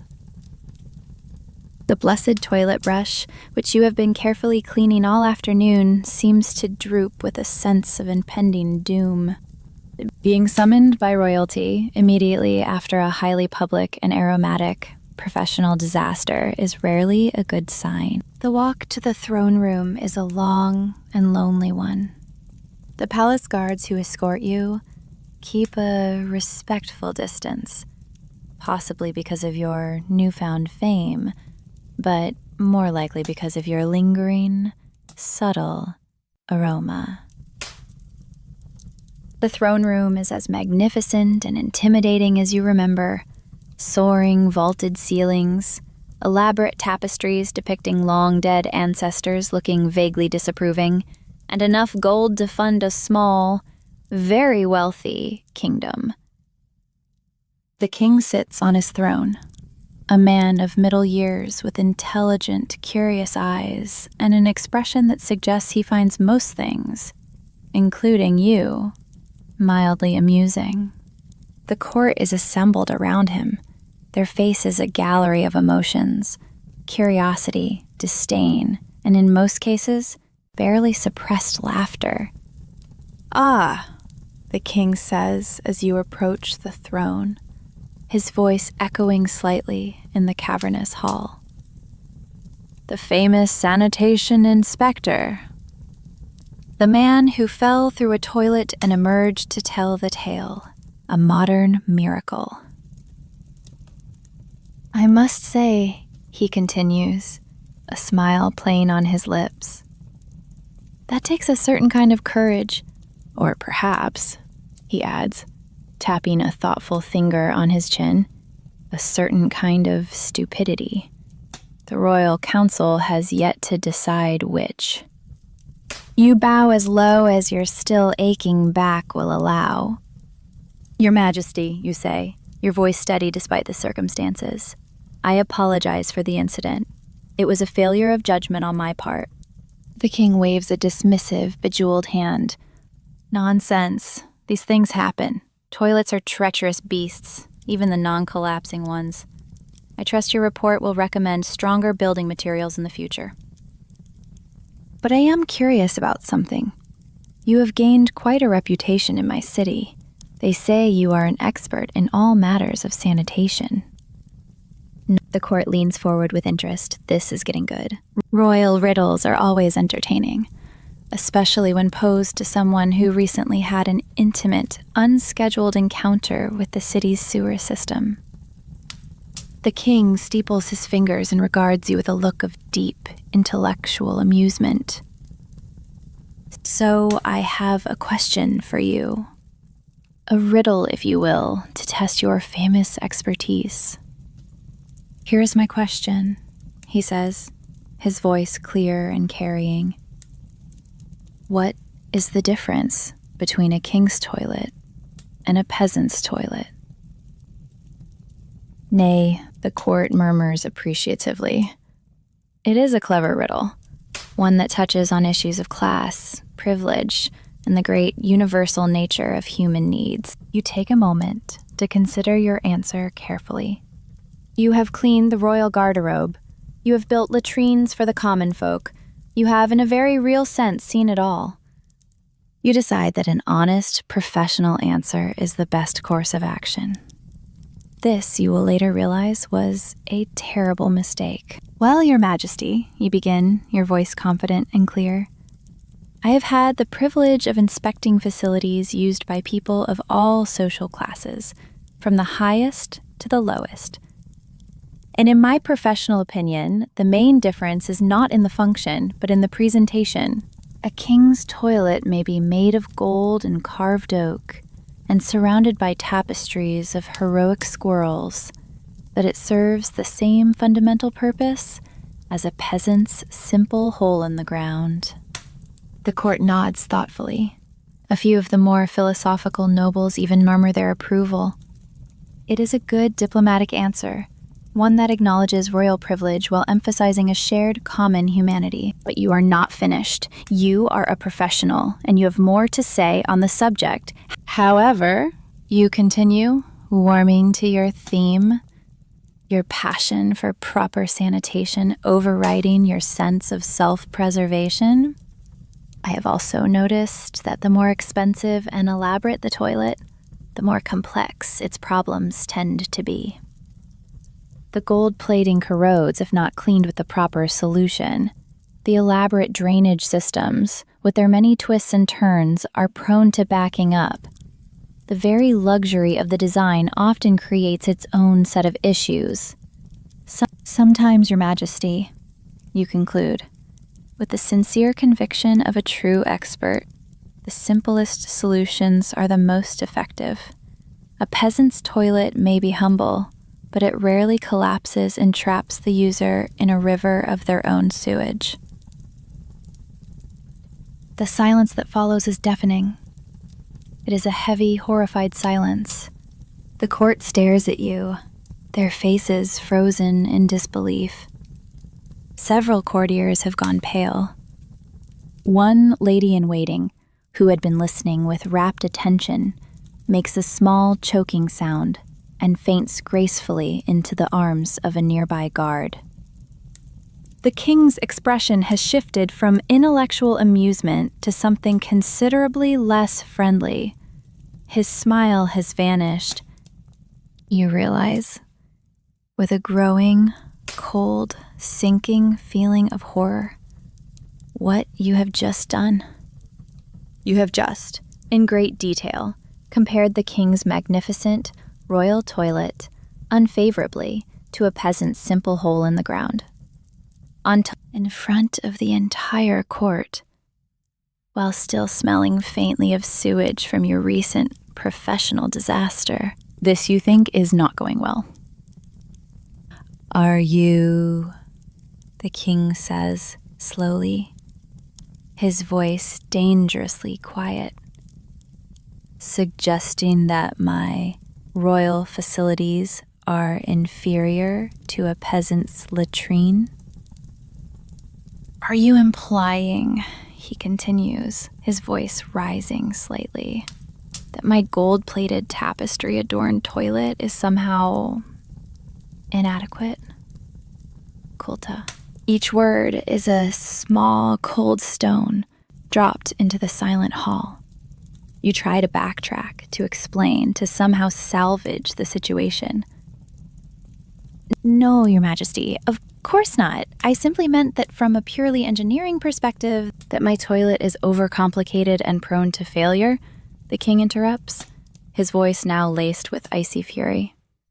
that a simple hole in the ground would serve me better, that my entire approach to royal waste management is fundamentally flawed. ... Each question is delivered with increasing volume and decreasing patience. The courtiers have begun to edge away from you, as if your impending doom might be contagious. Gregory has stopped pulsing entirely, apparently playing dead in your pocket. Moment, your hat, your steadfast companion, has gone completely silent, offering no hum of support. That is, what I meant to say was, you stammer, but it is too late. The damage is done. You have insulted the king's toilet. You have questioned his royal judgment. You have implied that peasants have superior waste management solutions. In medieval times, this is roughly equivalent to high treason. The king rises from his throne, his face red with royal indignation. "Guards!" he bellows, his voice echoing off the stone walls. "Arrest this man! He is charged with the crime of toilet-based sedition. And for insulting the royal bowels, and for being generally offensive while smelling faintly of a collapsed building." As the guard seize you by the arms, you can't help but reflect on the profound irony of your situation. You have survived falling through a 3-story toilet, only to be arrested for talking about toilets. Your promising career in urban sanitation has reached a new, spectacular low, which is saying something given recent events. Blessed toilet brush is confiscated as evidence. Gregory is declared a suspiciously opinionated vegetable. Your hat is deemed potentially subversive headwear. You are dragged from the throne room to the sound of the king muttering angrily about the declining quality of modern sanitation professionals. As you are led away to the dungeons, you have only one thought. Perhaps honesty is not always the best policy, especially when it comes to royalty and their bathrooms. The dungeon is surprisingly comfortable for a place designed to hold people who have committed the grave crime of insulting royal toilets. The straw on the floor is fresh and smells pleasantly of dry fields, not despair. The stone walls are only slightly damp, and a single high window offers a sliver of blue sky. Someone has even thoughtfully provided a bucket in the corner. You appreciate the irony.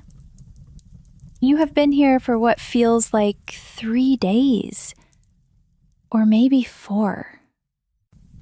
Time moves differently when your only companion is a single, very earnest sunbeam that appears for 10 minutes each afternoon. It illuminates a particularly interesting patch of moss on the far wall, a small daily drama of light and shadow. Gregory, your turnip, rests on your knee. He pulses a slow, rhythmic lavender, as if he is meditating on the very nature of root vegetables and incarceration. Your hat, which has seen far too much for a piece of felt, is slumped over a peg on the wall, humming a tune that sounds suspiciously like a sad waltz. The silence is broken only by the gentle squeak of a key in the lock. The guard who brings your meals is a chatty fellow named Edmund, who seems genuinely interested in your professional opinions. He is a large man with a beard that seems to be fighting a losing battle with his helmet. "Is it true you fell through a 3-story toilet?" he asks during one visit, his eyes wide with a mixture of horror and admiration. "And lived to tell the tale?" The hat's the kind of story that makes a man legendary around these parts. You're not sure legendary is the word you'd choose, but you appreciate his enthusiasm. Edmund tells you that your case has become something of a sensation in the city. Apparently, there are two schools of thought about your fate. Some of the nobles believe you should be executed for insulting the king, But many of the common folk argue that anyone who survives falling through a toilet deserves a medal, and perhaps a small pension.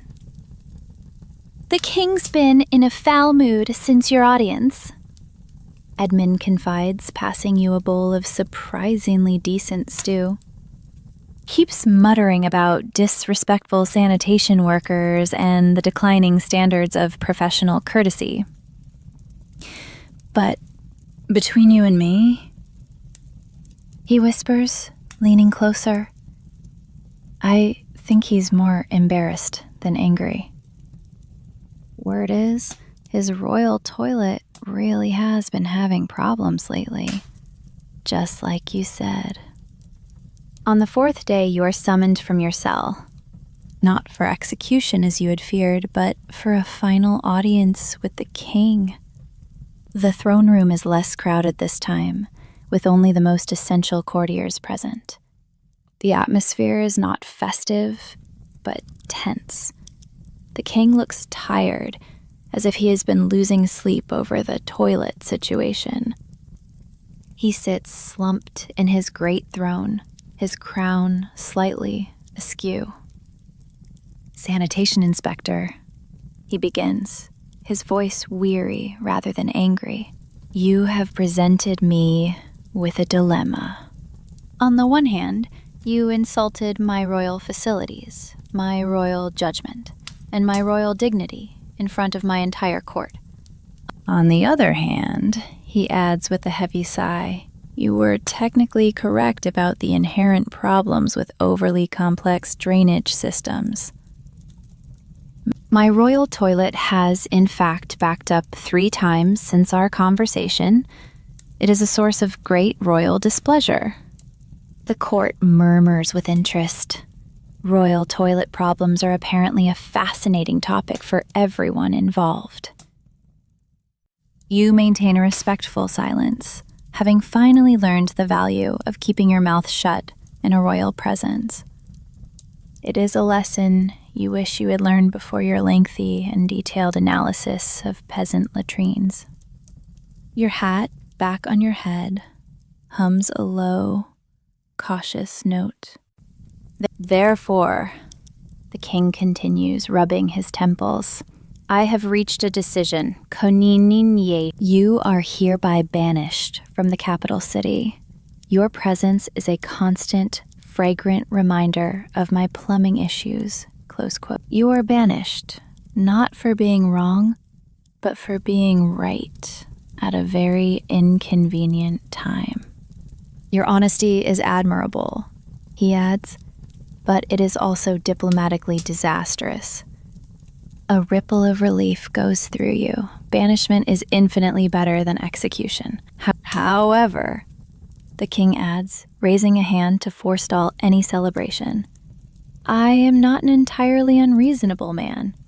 Your expertise, while inappropriately expressed, is genuine.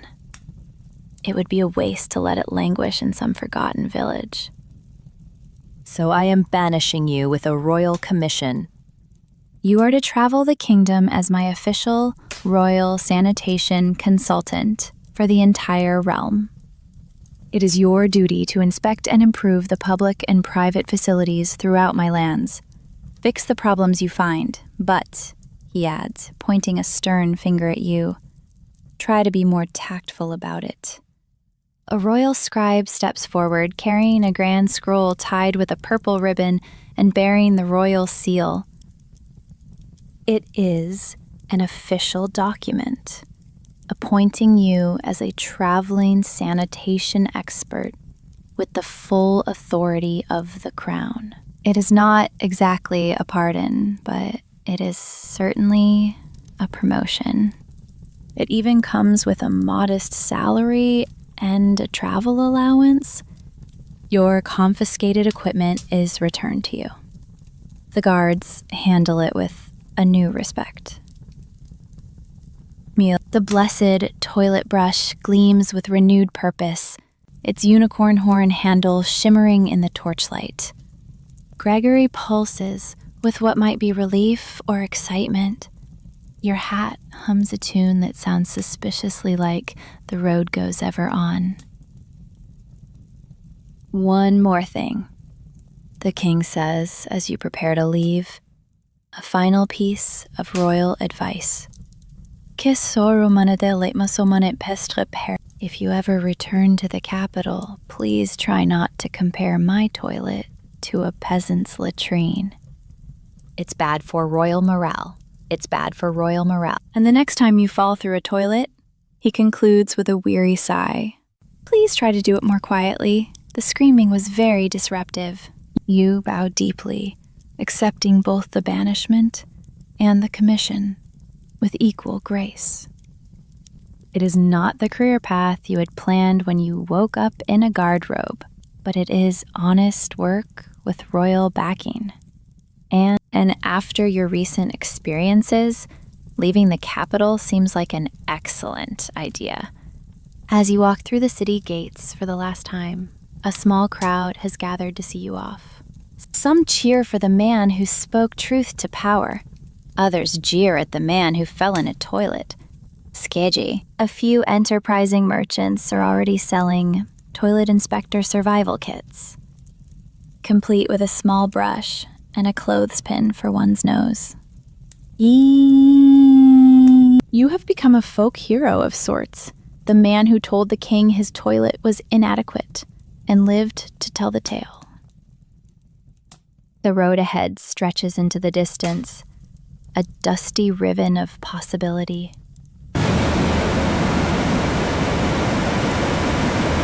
It is a road filled with new towns, new people, and, you are quite certain, many, many more toilets that need your attention. You have a royal commission, your professional equipment, and the hard-won knowledge that honesty, while admirable, should always be tempered with a healthy dose of diplomacy. Gregory glows with anticipation. Your hat hums a traveling song. The blessed toilet brush catches the sunlight like a beacon of hope. You are no longer just a sanitation inspector. You are a royal consultant, a traveling expert, a man with a mission to improve the kingdom's waste management, one toilet at a time. And if that's not a noble calling, you don't know what is. The road from the capital, the road of your banishment and your commission, leads you through increasingly wild countryside. The bustling city with its angry king and collapsing latrines feels like a distant, chaotic dream. More minimal, villages become smaller and farther apart, little pockets of civilization connected by paths that seem more like polite suggestions than actual roads. Your royal commission scroll, tucked safely in your robe, opens doors and loosens tongues, but it also reveals the true, staggering scope of the kingdom's sanitation problems. Every settlement has its own unique and usually spectacularly inadequate approach to waste management. After a week of travel, of advising on the proper angle for a drainage ditch, and the correct herb mixture to combat unpleasant odors, you enter the Whispering Woods. The trees here are ancient and impossibly tall, their branches forming a thick green canopy that filters the sunlight, making noon feel like a soft, gentle twilight. The air grows cool and damp and smells of moss, rich earth, and 1,000 years of undisturbed peace. It is quiet here. A deep, resonant silence broken only by the sound of rustling leaves and the distant, melodic call of unseen birds. It is peaceful in a way that makes you want to find a soft patch of moss and take a very long nap. But Gregory, your turnip, begins to pulse with a low, nervous energy from within your pocket. Your hat, your faithful felt companion, has gone quiet, its usual cheerful humming replaced by a cautious, listening silence. The blessed toilet brush strapped to your back feels heavier than usual, its magical gleam dimmed by the deep emerald shadows of the forest. Even in this natural cathedral, you cannot escape your professional instincts. You find yourself idly wondering about the waste management needs of the local woodland creatures. The path winds deeper into the forest, past moss-covered stones that look like sleeping giants and streams that babble with what sounds almost like conversation. You are beginning to understand why they call it the Whispering Woods. The very air seems to carry voices, faint and indistinct, like a conversation happening in the next room. You can never quite make out what they are saying. From your pocket, Bartholomew the Spoon, who you had forgotten was even there, offers a cynical whisper. "I don't like it," he says. "It's too clean, too organized. It feels unnatural." You are examining a particularly interesting iridescent fungus, a matter of professional curiosity regarding natural decomposition processes, of course, when you hear it. A voice, clear and distinct, cutting through the murmuring whispers of the forest. It is a deep, slow, creaking voice, like the sound of an old tree groaning in the wind. And it is calling for help. It's coming from somewhere off the path, deeper in the woods where the shadows are thickest and the light barely reaches. Your sense of duty, now honed by a royal commission and a magical toilet brush, overrides your natural inclination to avoid strange voices in haunted-sounding woods. Following the voice leads you to a small, secluded clearing where an extraordinary sight awaits. A group of ancient gnarled trees has arranged themselves in a rough circle, their branches intertwined to form what can only be described as a natural amphitheater. In the center of the clearing stands a single massive oak tree, its trunk so wide it would take 3 men to encircle it, and its bark is twisted into an unmistakable expression of profound distress.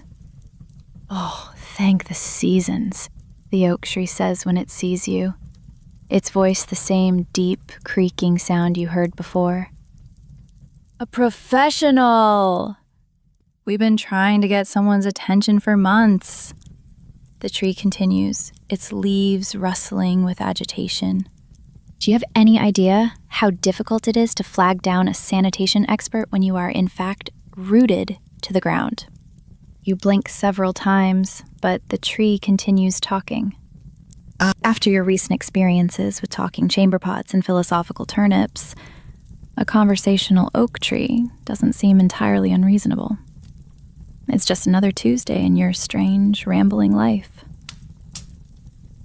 Gregory pulses with what might be encouragement. Your hat gives a tentative hum, as if to say, "Go on, hear him out." "I am Oakbert," the ancient tree continues, his voice rumbling with the weight of his responsibility. "Spokesman for the Whispering Woods Waste Management Committee." "We have a situation," he says, his branches drooping with worry. "A situation that requires expert consultation. The local wildlife," he explains with a deep sigh, "has been, well, let's just say their bathroom habits are becoming problematic for the ecosystem." As if summoned by his words, a family of deer emerges gracefully from the underbrush. They approach with the quiet dignity of creatures who know they are about to discuss embarrassing but necessary topics. The lead deer, a magnificent stag with impressive antlers, nods gravely in your direction. He is followed by a delegation of anxious-looking rabbits and a small chattering group of squirrels who seem to be taking notes on tiny pieces of bark. The problem, Oakbird explains, gesturing with a branch toward the assembled animals, is that we've had a population boom. More deer, more rabbits, more squirrels, more... well, you understand. The natural systems that usually handle these things are completely overwhelmed. The forest floor is becoming compromised, he says, with the delicate phrasing of a true diplomat. We need professional guidance on the principles of sustainable forest sanitation. You walk around the clearing, examining the evidence of the problem. It doesn't take an expert to see that Oakbert and the deer are right. The delicate balance of the forest has been disrupted, probably by human encroachment on the other side of the woods, driving the wildlife deeper into this ancient sanctuary. The result is exactly what you'd expect. Too much waste concentrated in too small an area. The soil is suffering, and the air, beneath the scent of moss and earth, has a faint, acrid tinge. The first thing you need, you tell the assembled committee of animals and trees, your voice taking on the calm, authoritative tone of a true consultant, is better distribution. You cannot have everyone using the same designated areas. It puts too much strain on the local flora. We need to establish designated zones, a clear set of guidelines, and a system of rotation. You spend the entire afternoon developing a comprehensive forest sanitation plan. You use a stick to draw diagrams in the dirt, explaining the principles of waste dispersal and natural composting. You establish designated latrine areas for different species, taking into account their size and dietary habits.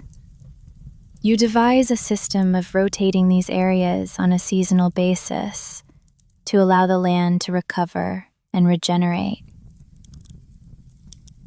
The deer, with their natural authority and grace, volunteer to serve as forest rangers, gently guiding their fellow creatures to the correct zones and ensuring compliance with the new regulations. The squirrels, who have been chattering anxiously in the background, are assigned to be waste monitoring and composting specialists. Their natural tendency to bury things makes them ideal for managing small-scale, high-intensity composting operations. The rabbits, with their extensive, pre-existing tunnel systems, agree to handle all matters of underground waste processing and drainage. It is a masterpiece of interspecies cooperation. By sunset, the plan is in place. The forest feels calmer, more hopeful. The whispers have a new quality to them, a sound of gratitude.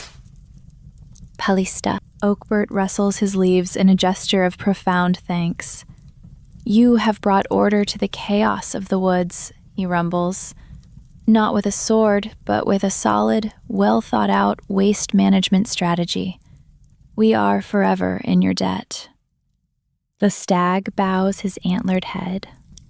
The squirrels offer you a small, perfect acorn as a token of their esteem. You accept it with a solemn nod. As you leave the clearing, the last rays of the sun filter through the canopy, painting the forest in strokes of gold and orange. Your hat hums a proud, satisfied tune.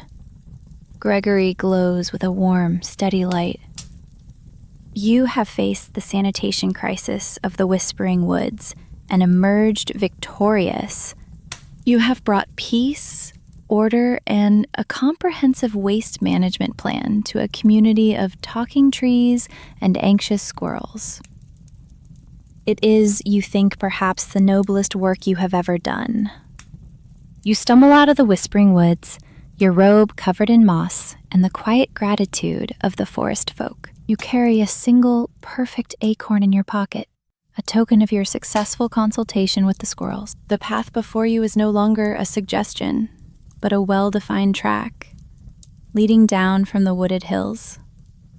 The air grows warmer and smells less of damp earth and more of something else, something surprisingly clean. You follow the path into a small, secluded valley, and before you lies a village unlike any you have seen. It is a place of almost aggressive tidiness. The cottages are neat and uniform, their thatched roofs perfectly trimmed, their whitewashed walls spotless. Every cottage has a small, meticulously tended garden, not of flowers, but of fragrant herbs, lavender, mint, rosemary, and thyme. The villagers themselves move with a quiet, solemn purpose. They are dressed in simple, practical robes of gray and brown, and they are all engaged in tasks of maintenance. A woman sweeps a cobblestone path that is already immaculate. A man polishes a wooden fence post until it shines. There is no laughter, no idle chatter. There is only the quiet hum of a community engaged in a single, all-consuming purpose: cleanliness. You walk down the main path, your boots feeling conspicuously dusty on the clean stones. The villagers stop their work to look at you. They do not smile. They do not frown. They simply watch you, their expressions unreadable, their eyes following the blessed toilet brush strapped to your back. It gleams in the afternoon sun, its unicorn horn handle a beacon of hygienic authority. It is a large, circular stone structure about waist high, built from perfectly fitted gray stones. It is a wall enclosing a dark, deep, perfectly round hole in the earth. The stonework is beautiful, polished smooth and decorated with intricate carvings of swirling water and descending spirals. The air around it smells strongly of the fragrant herbs that are planted in a wide, perfect circle around the structure. This is the Great Cesspit, and it is clearly the heart of the village. It is not a place of shame or necessity. It is a shrine. Two silent guardians, dressed in immaculate gray robes, stand on either side of a small gated entrance in the stone wall. They hold long, polished wooden poles, not as weapons, but as symbols of their office. My had my shalane, they are the keepers of the whole. As you approach, a hush falls over the already quiet village. The sweeping and polishing ceases. All eyes are on you. An old woman with a face as serene and stern as a carved stone monument emerges from the largest cottage. She is the high priestess of the pit, though you do not know this yet. Her gray robes are embroidered with silver thread in the same swirling patterns that decorate the holy cesspit. Her eyes, sharp and intelligent, immediately fix on the blessed toilet brush on your back. A flicker of something you cannot identify. Awe, recognition, profound religious fervor crosses her face. She walks toward you, her steps slow and deliberate. The two guardians at the gate bow their heads as she passes. She stops before you, her gaze intense. "It is the great scourer," she says, her voice a low, resonant hum, like the sound of a perfectly functioning drain. The sacred bristles of purification. The legend spoke of its coming. Mino, she is not speaking to you. She is speaking at the brush. She then raises her eyes to meet yours. And you, she says, her voice filled with a new intensity. You are the one who bears it, the scorer bearer. You open your mouth to explain that you are the royal sanitation consultant for the entire realm. You try to tell her that the brush, while indeed blessed, is primarily a tool for professional use. But before you can speak, she raises a hand for silence. There is no need for words, Pilgrim, she says. The brush speaks for you. It tells us you have journeyed far. It tells us you have seen things. From your pocket, Gregory pulses a low, uncertain light. Your hat hums a confused, questioning tune. It has never encountered a religion based entirely on plumbing. For generations, the High Priestess continues, her voice taking on the rhythmic quality of a sermon. We have tended the sacred cesspit. We believe that all things come from the earth, and to the earth they must return, in a great and holy cycle of consumption and release. The great whole is our most sacred trust. It is the portal through which all that is used up returns to the soil to be cleansed and renewed. Pastali. So story am I that Gopomene slits and have comment, were making it. I hope is going to make adding hand. So are. Liu lost and soon. How are you? It comments life, it cake. I not on skoy frayed. A cat, you nod slowly. It is, in its own strange way, a perfectly logical and ecologically sound philosophy. It is also a religion centered around a very large, very well-maintained toilet. Our text foretold of a time of stagnation, she says, her face growing grim. A time when the great flow would slow. They spoke of a stranger who would arrive, a holy plumber, bearing the tools of a higher power to restore the sacred balance. She gestures toward the cesspit. The time is now, she says. The flow is sluggish. The offerings have not been descending with their usual spiritual vigor. There is a sense of blockage. We have prayed, we have chanted, we have offered our finest, most biodegradable sacrifices, but the problem persists. We believe, she says, her eyes boring into yours, that you have been sent to help us. She leads you to the gate of the shrine. The guardians bow deeply, averting their eyes from the glory of your brush. You are led to the edge of the great hole. You peer in. It is deep, dark, and impeccably clean around the edges. But she is right. There is a problem. The water level is higher than it should be, and the gentle, swirling vortex that should be at its center is still and stagnant. Your professional eye immediately diagnoses the issue. It is a simple blockage, likely caused by a buildup of non-biodegradable material, or perhaps a collapse in the lower drainage field. It is a common problem in large-scale gravity-fed waste systems.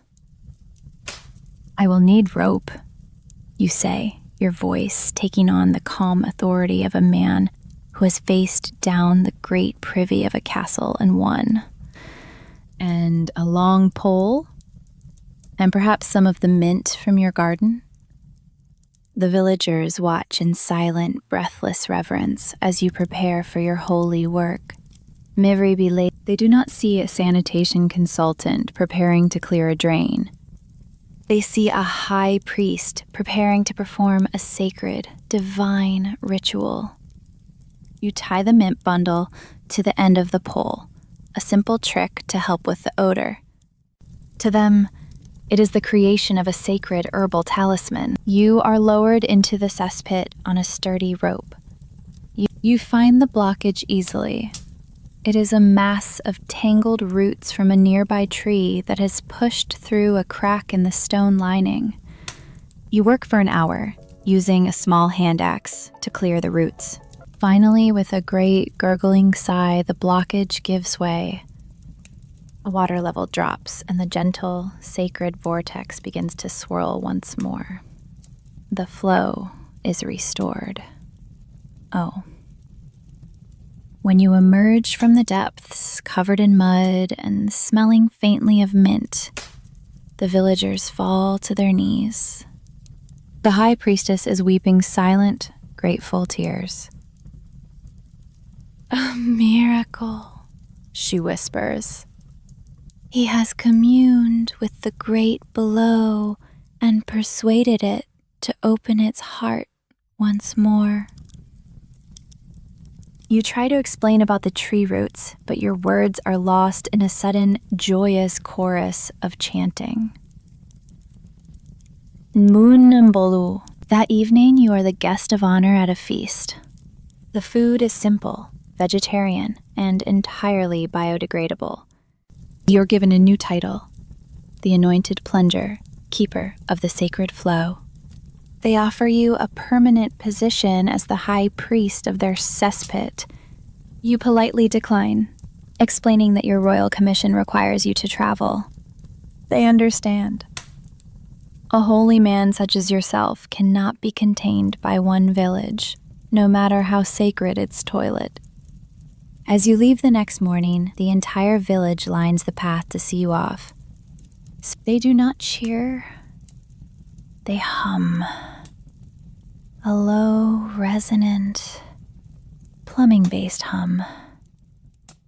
The high priestess presents you with a farewell gift, a small, perfectly round, smooth stone that was retrieved from the depths of the cesspit during a ritual cleaning.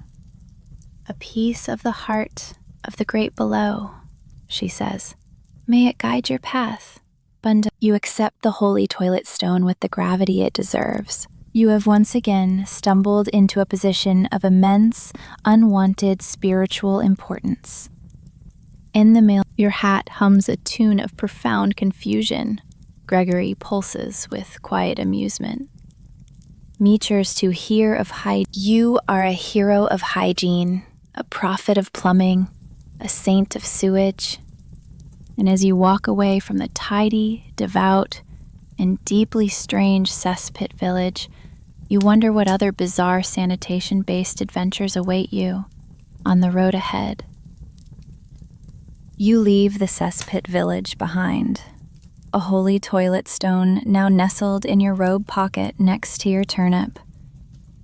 The villager's low, resonant hum follows you for a mile before it fades, replaced by the gentle sounds of the countryside. You feel a profound sense of relief, mixed with an equally profound sense of confusion. Your career in sanitation has taken a turn toward the spiritual, a development you are not entirely comfortable with. The road leads you through gentle rolling hills. The sun is warm on your back, and a light breeze carries the scent of wildflowers and distant sheep. Your hat hums a cheerful, aimless traveling song. Gregory, your turnip, pulses with a calm, happy light, apparently pleased to be back on the open road. You even practice a few dignified swings with your blessed toilet brush, its unicorn horn handle gleaming. It feels good to be a traveling professional again. After 2 days of peaceful, uneventful travel, you arrive at another village. I remember a system in the following this one is nestled in a small, perfectly circular valley, as if a giant had pressed his thumb into the earth. It is an unnervingly tidy place. The cottages are identical, painted a soft, clean white, with perfectly thatched roofs. There are no wandering chickens, no muddy paths. The cobblestones are swept clean, and the air is still and expectant. The villagers, when you see them, move with a slow, deliberate grace, their faces serene and unreadable. They all seem to be waiting for something. As you walk into the central square, a strange hush falls. The villagers stop their quiet, purposeful activities. They turn to look at you. Kudga and Northris. Their gaze is not hostile, nor is it particularly welcoming. It is an intense, analytical gaze. They look at your dusty robe, at the holy toilet stone in your hand, and most of all, at the magnificent, blessed toilet brush strapped to your back. Oh, me! Their eyes linger on your hat, which has begun to hum with a low, inquisitive note, as if sensing the strange atmosphere of the place. In the center of the square stands a structure unlike any you have ever seen. It is an outhouse, a privy, but it is also a shrine. It is built of smooth white marble with a roof of shimmering blue tiles. It's tome mid-9. Delicate carvings of water lilies and smiling frogs adorn its walls. A small, perfectly manicured garden of fragrant roses surrounds it. This is not a place of mere function. This is a place of worship. An old woman with eyes the color of a clear winter sky and a long silver braid detaches herself from the silent crowd. She is their elder, their priestess. She wears a simple white robe embroidered with tiny silver toilet brushes. She approaches you slowly, her gaze fixed on your head. She is not looking at you. She is listening to your hat. The sun, which had been bright, slips behind a single, perfectly formed cloud. The light in the square shifts, becoming soft and ethereal. In the sudden, strange twilight, your hat does something it has never done before. Its gentle hum deepens, rising in pitch until it becomes a soft, clear, melodic chord. A single, perfect note of pure, resonant harmony that hangs in the still air. Tiny, harmless, golden sparks begin to flicker from its felt brim. The elder gasps, a sharp, indrawn breath that cuts through the profound silence. Her serene face is transformed, alight with the fire of revelation. She drops to her knees and points a dramatic, bony finger directly at you. "It is him!" she cries, her voice surprisingly strong and clear, ringing with the authority of absolute certainty. "The prophecy is fulfilled. The man with the humming hat has come to flush away our sorrows." The villagers, who had been watching with bated breath, let out a collective sigh of joyous relief. They begin to bow one by one, a wave of reverence rippling through the tidy square. The elder rises and hurries to the door of the marble privy shrine. The door itself is a sacred text, covered in ancient, spiraling carvings that tell a long and complex story. A story involving hats, brushes, and a great and terrible blockage. She traces a line of carvings with a trembling finger, her lips moving silently as she reads the ancient toilet door. Oh, then she turns, her face glowing with ecstatic faith, and unrolls a scroll she produces from her sleeve. It is made of very fine, very durable linen. "A stranger will arrive," she reads, her voice ringing with the power of prophecy fulfilled. Guided by the hat that sings the song of the cistern. A murmur runs through the crowd. They glance at your hat, which is still humming its holy chord and shooting off gentle sparks. "He shall bear the sacred score of Saint Sudsalot and hold the holy stone from the great below." The villagers gasp as they look from the glowing brush on your back to the cesspit stone you hold in your hand. "He is the chosen one," she continues, her voice rising in a dramatic crescendo. "The groom of the garderobe. He is destined to perform the sacred union, to take the hand of our most cherished and revered princess, Porcelana! You have no idea who Princess Porcelana is, but you have a terrible sinking feeling. Their holy union, the elder proclaims, her eyes shining with tears of joy, will break the great blockage and unlock the waters of the clogged cistern. It will please the spirit of the pipes and ensure a season of gentle rains and efficient flushing. Bored, she finishes reading and points at you again. You are he. You are the destiny we have waited for. You are trapped. You are surrounded by a sea of hopeful, devout faces. You look at their expectant smiles. You look at your humming hat and your holy toilet brush. You try to speak, to form the words. Wait.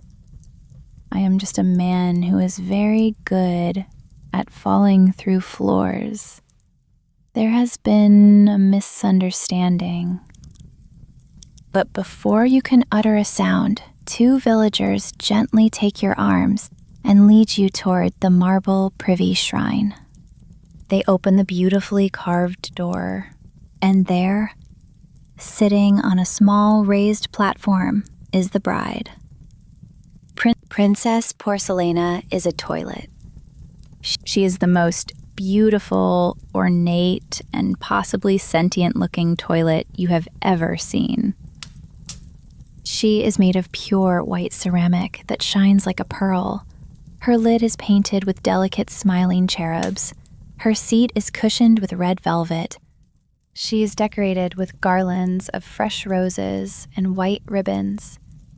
She looks majestic. She looks important. She looks expectant. You stare at the toilet bride. The toilet bride seems to stare back at you. The villagers look on with tears of joy, their faces filled with unshakable faith. Kian, they believe you are here to marry their sacred toilet and solve their plumbing problems. You sigh, a long, weary sound of resignation that is lost in the villagers' happy chatter. Your hat hums a new tune. It is either a wedding march or a funeral dirge. With your life, it is genuinely hard to tell the difference. Your destiny, it seems, is to marry a bathroom fixture. You are not given a choice in the matter. Destiny, especially the kind of destiny that involves plumbing prophecies and a sentient-looking toilet bride, is not something one argues with in this village. Tikala Sanoeria. To refuse would be to defy the will of the great cistern, to reject the promise of a bountiful flush, and, perhaps most importantly, to be profoundly, unforgivably rude. And you are, if nothing else, a polite and accommodating wanderer. So you accept your fate with the quiet, the wildered grace that has become your defining characteristic. You are getting married to a toilet. The wedding preparations begin immediately, with a solemn efficiency that is both impressive and deeply unsettling. You are treated not as a confused traveler, but as a cherished groom, a holy figure about to perform a sacred hydrological duty. You are led by the village elder and a small retinue of smiling, humming women to a special ceremonial hut behind the main hall. It is the cleanest hut you have ever seen. It smells of soap and righteous purpose. Here you are ritually prepared for the sacred union. You are bathed in warm, soft water, infused with rose petals and mint leaves. It is a process that is both incredibly pleasant and surprisingly formal. The women who attend to you do so with a gentle, reverent touch, humming soft, ancient tunes about the spiritual significance of clear running water. They scrub you with cloths made of soft woven moss and rinse you with water they claim was collected from a blessed spring. It is the cleanest you have been in weeks, possibly years. You feel less like a man being prepared for a wedding and more like a dusty, precious relic being lovingly restored for display. Once you are clean and smelling faintly of a floral, minty dessert, you are dressed in your wedding attire. It is not the motley of a jester or the simple robe of a wanderer. You are given a new robe of the finest, softest wool, the color of fresh cream. It is embroidered at the cuffs and hem with delicate silver threads that form patterns of intertwining pipes and tiny, stylized, blessed toilet brushes. It is the most beautiful and most specific garment you have ever worn. It feels soft and light against your skin. You spoke senet, lamine, maliracy, a morning. Your hat, which had been taken for a ceremonial cleansing of its own with a very soft brush, is returned to you. It seems to have enjoyed the attention. It gives a low, contented hum, and a few small, happy, golden sparks flicker from its felt brim. You place it on your head. It settles into place with a feeling of rightness, of belonging. It is ready for its role as the holy humming crown of the groom of the garderobe. The wedding is a beautiful, if profoundly unconventional affair. It takes place at sunset in the village square, which has been scrubbed clean and decorated for the occasion. The air is thick with the sweet scent of fresh roses and the clean, sharp smell of mint. Torches on tall wooden poles have been placed in a wide circle, casting a warm, flickering golden light over the proceedings. The entire village has gathered, their faces filled with a quiet, joyous reverence. A small choir of chickens, perched neatly on a nearby fence, provides the wedding music, a series of soft, clucking harmonies that is strangely moving and surprisingly in tune. At the head of the square stands the marble privy shrine, gleaming in the twilight. It is the altar. Buriche, the elder, the priestess of this sacred place, stands before it. She wears a magnificent white robe, and her silver braid is woven with small, polished river stones. She smiles at you, a warm, reassuring smile that says, "Do not worry. This is all perfectly normal and divinely ordained." Then comes the presentation of the bride. Princess Porcelana, your betrothed, is a vision. Two small children, a boy and a girl, step forward and gently lift the velvet covering that had been draped over her. She is wearing a delicate veil of woven daisies and Queen Anne's lace, which is draped artfully over her cistern lid. Her pure white ceramic surface has been polished until it shines like a pearl in the torchlight. She looks serene, majestic, and entirely ready for her sacred duty. She waits for you with a silent, porcelain grace. The elder begins to speak, her voice low and gentle, about the ancient bond between humanity and sanitation, between the spirit and the plumbing. She speaks of the prophecy, of the humming hat and the sacred scour, of the union that will bring balance to the land and unblock the cistern. Her sermon is surprisingly moving. You find yourself nodding along. Then she turns to you. She asks you to make your vows. You step forward. You look at Princess Porcelana. You are not sure what vows one makes to a toilet. So you speak from the heart. You speak as a sanitation professional. Todo, taco, tor. You promise to always keep her clean and free of unseemly stains. You promise to respect her delicate flush mechanism and to protect her from clogs and blockages. You promise to use only the softest of cloths and the gentlest of cleaning solutions. You promise to be a good and gentle husband and to always, always put the seat down. The villagers sigh with collective happiness. These are the most romantic vows they have ever heard. The elder then asks your bride for her vows. She looks at Princess Porcelana expectantly.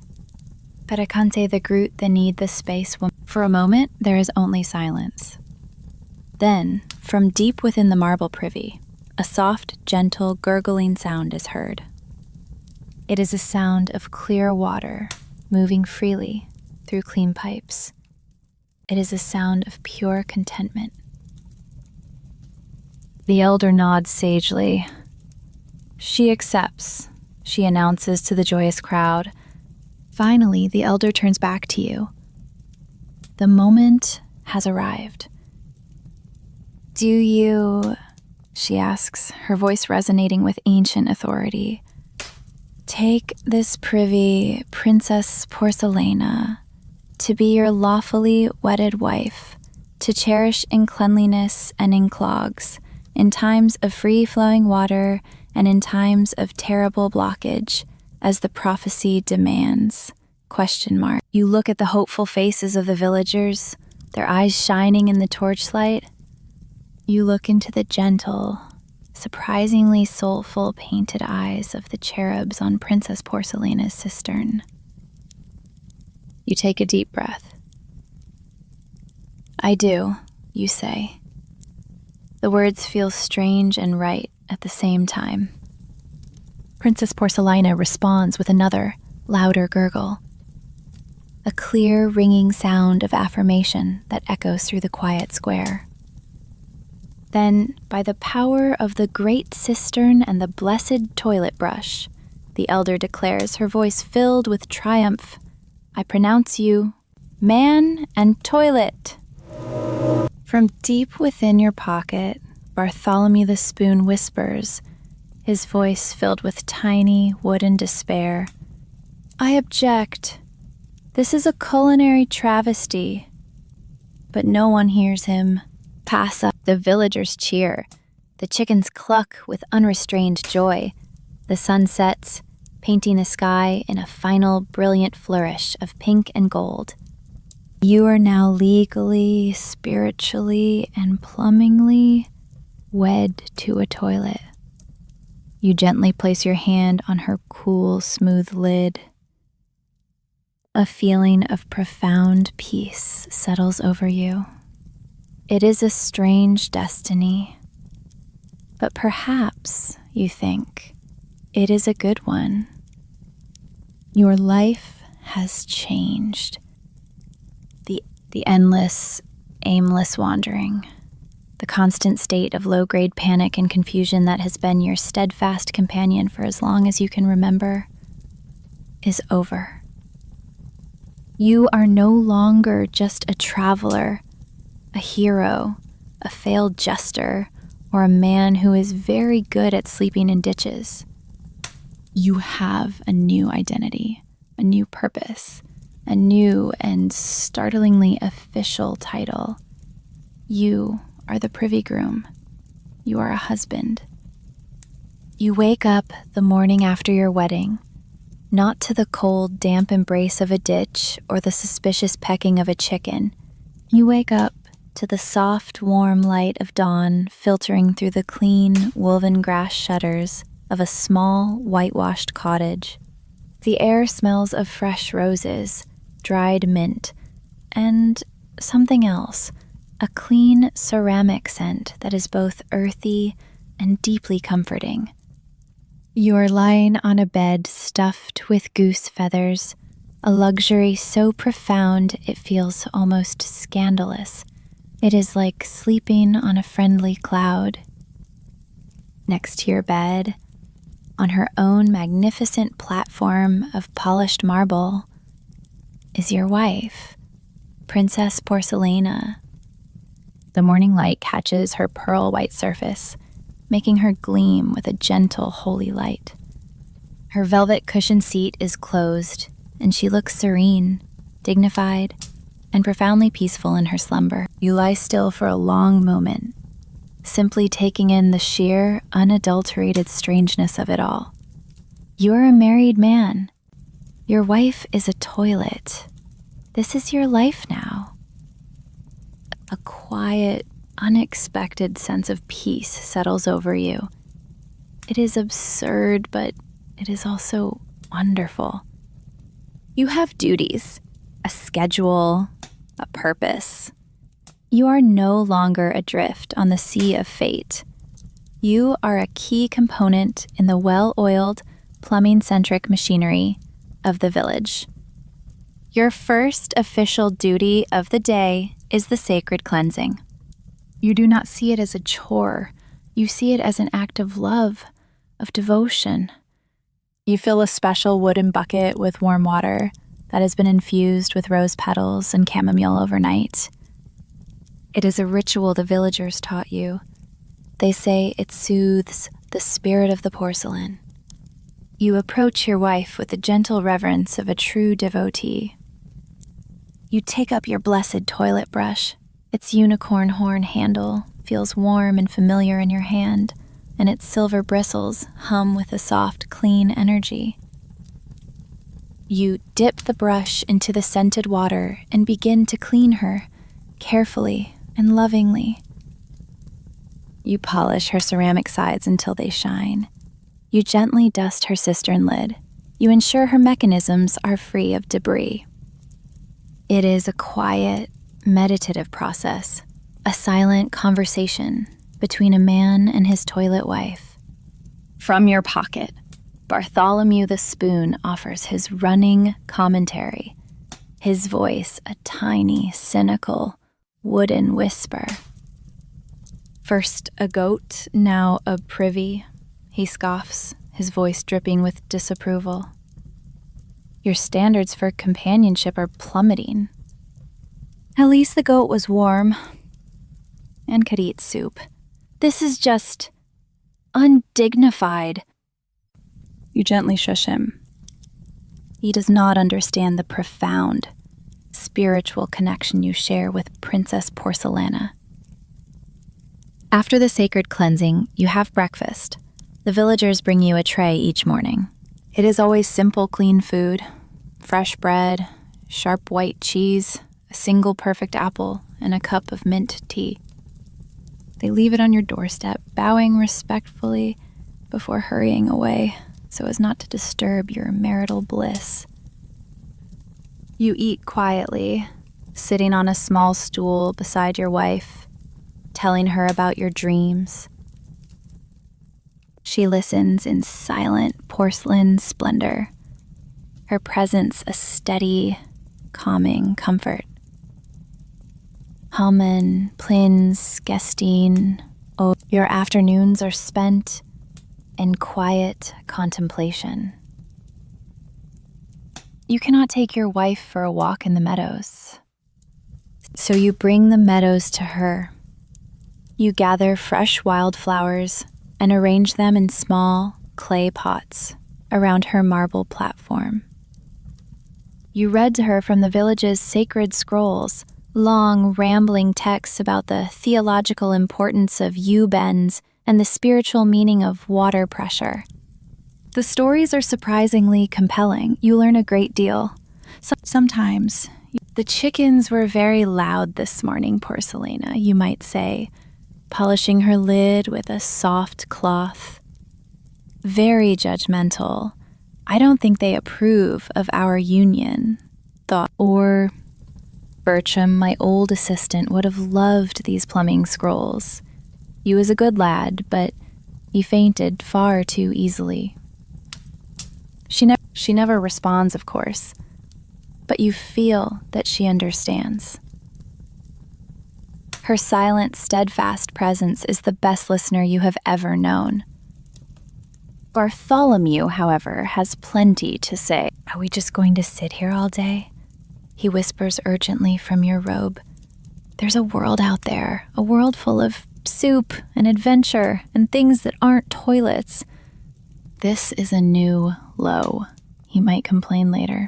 Yesterday we read about drainage. Today, we meditated on the nature of a clog. I am a cursed utensil of chaos, not a plumbing enthusiast. Undeclode. His complaints provide a strange sort of background noise to your peaceful life, a reminder of the chaotic world you've left behind. In the evenings, you join the villagers in the square for a communal meal. They treat you with a quiet, profound respect. You are the privy groom, the holy consort. They ask for your advice on important matters. "Oh, anointed plunger," the elder might ask, "do you think we should use oak or pine for the new privacy screen at the public well?" ... You offer your professional opinion, drawing on the skills you learned with the latrine guild. They listen with rapt attention. You discover that you are good at this life. It is a peaceful, predictable existence. You wake with the sun, you perform the sacred cleansing, you spend your afternoons in quiet companionship with Princess Porcelina. You have found a home. You have found a strange sort of family. You are, for the first time in a very long time, genuinely content. The constant, low-grade hum of anxiety that has followed you on your travels has faded away, replaced by the gentle scent of roses and the satisfying gurgle of a well-maintained drain. You have forgotten what it feels like to be lost. You have forgotten what it feels like to be a jester, a hero, or a mistake. You are simply a man who is married to a toilet. And for now, in this quiet, clean, and deeply strange village, that is more than enough. The days in the village of the toilet bride melt one into the next, a slow, gentle river of clean water and quiet purpose. You have found a rhythm here, a peace that feels as soft and as serene as your wife's polished porcelain surface. The fiery heat of late summer softens into the golden, hazy light of early autumn. The leaves on the trees in the valley begin to blush with hints of red and gold. You have forgotten what it feels like to be lost. Your life is a simple, beautiful tapestry woven from sunbeams, fresh mint tea, and the quiet, contented gurgle of a well-maintained plumbing system. Your mornings are spent in the sacred cleansing, a ritual that has become a form of peaceful meditation. Your afternoons are for napping in a sunbeam or reading plumbing prophecies to Princess Porcelina. In the evenings, you sit with the villagers, sharing stories and simple, wholesome meals. You have finally found contentment. Then, the first reports begin to arrive. The news comes in whispers, carried on the wind and on the weary shoulders of the travelers who occasionally pass through the valley. It is news of a sickness on the land, a blight, a strange, gray, creeping dust that settles on the fields and leaves nothing but decay in its wake. A farmer from a village to the east stops for a drink at the village well, his face a mask of grief and exhaustion. He speaks of corn that turned black on the stalk overnight. He tells of pumpkins that rotted from the inside out, of an eerie, unnatural silence in the fields where there should be the rustle of a healthy harvest. A merchant from the south, his cart half empty and his horse skeletal, tells a similar tale of cattle growing weak, their milk souring in the pail. A shadow of hunger and fear is falling over the countryside, a slow, creeping dread that poisons the very earth. The villagers of your tidy, clean haven listen to these stories with quiet, compassionate sympathy. They offer the travelers bread and fresh, clean water from their well. They listen to their woes with sad, gentle eyes. Elstia. But the fear that haunts the travelers does not touch the village itself. It is as if the valley is protected by an invisible, hygienic shield. Here in this small, sheltered place, everything is different. The fields remain lush and impossibly green. The apple trees in the small orchards hang heavy with crisp, sweet fruit. The villagers are healthy and strong. It is a miracle. The villagers believe it is the blessing of the Great Cistern, a divine reward for their devotion. They believe that fulfilling the prophecy and accepting you, the privy groom, into their community was the right and holy thing to do. They believe your sacred presence, your holy union with Princess Porcelana, is what shields them from the world's sorrows and sickness.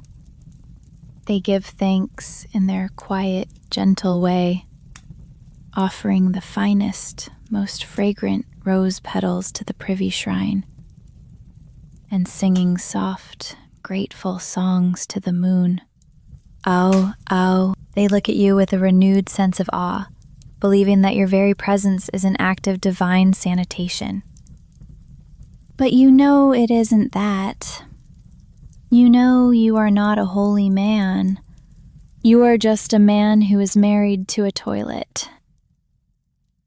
You sit by the village well one afternoon, watching the clear, sweet water being drawn up in clean wooden buckets. You watch the children splash in it, their laughter echoing in the peaceful air. You watch the villagers drink deeply, their thirst quenched by the cool, pure liquid.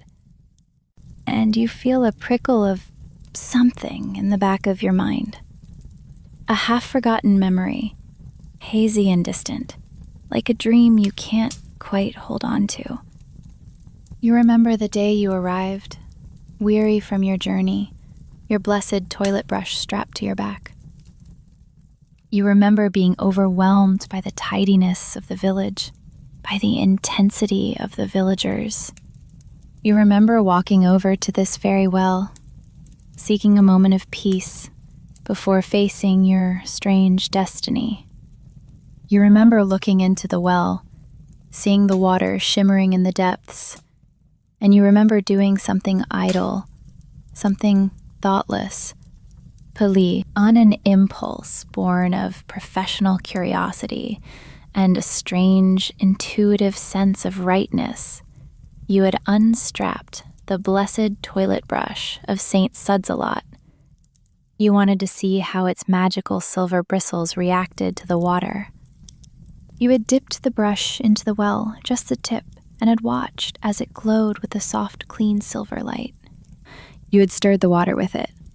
Once, twice, creating gentle, glowing ripples. You had thought, that's neat. And then, when the villagers came to greet you, you had pulled the brush out, strapped it back on, and promptly, completely forgotten all about it. The memory returns with a sudden, startling clarity. You look at the well, at the clear water, at the healthy villagers. You look at the thriving gardens, the lush fields, the disease-free valley. You understand. The strange, holy, purifying properties of the blessed toilet brush of Saint Sudsalot, the brush that was blessed by an archbishop in a 3-day ceremony. Its gentle, radiant magic has been seeping into the soil, into the groundwater, into the very water source of the village. Its power has been filtering into the well that nourishes every living thing in this valley. It has been quietly, steadfastly, accidentally purifying the water, protecting the entire village from the blight with its gentle, persistent, unicorn horn-handled power. It is a miracle you caused by being momentarily distracted and playing with your magic brush. It is an act of accidental hydrological salvation. You look at the healthy fields, the happy villagers. You look at the peaceful, content life you have built for yourself here, and you realize it is all built on a foundation of a single, forgotten, idle swish of a toilet brush in a well. Auster I fell of I had, a wave of profound, quiet, and deeply ironic amusement washes over you. You start to laugh. It is not a loud laugh. It is a soft, gentle chuckle at first, which grows into a full, warm laugh that comes from deep within your chest. A nearby villager who is polishing a cobblestone looks up, startled by the sound. He looks at you with a reverent, questioning expression. You look at the villager, at the well, at the thriving world around you, and you smile. "It's nothing," you say, trying to compose yourself. "It's just a good day for the plumbing." You are a hero. Again. And you didn't even have to get out of your chair. The days that follow your quiet, private revelation are filled with a strange and beautiful peace. The knowledge that your entire village's prosperity, and indeed your own quiet contentment, is built upon the accidental dipping of a single magical toilet brush, does not fill you with anxiety. Instead, it feels right. You keep the secret to yourself. You do not tell the villagers, who are happy in their belief that the great cistern is smiling upon them. You do not tell your wife, Princess Porcelina, though you suspect she already knows. Her porcelain seems to gleam a little brighter these days. Life in the Toilet Bride village continues its slow, idyllic, and impeccably clean rhythm. Super own, I retain time with the blight that ravages the lands beyond the valley seems like a distant, half-forgotten bad dream. Here, the grass is a deep, impossible green. The apples in the orchards are crisp and sweet. The villagers are healthy and strong, their faces calm and untroubled. You are happy. You have found a home, a purpose, a family. You are a husband to a very important toilet. It is a good, if deeply strange, life. Then, the first traveler arrives.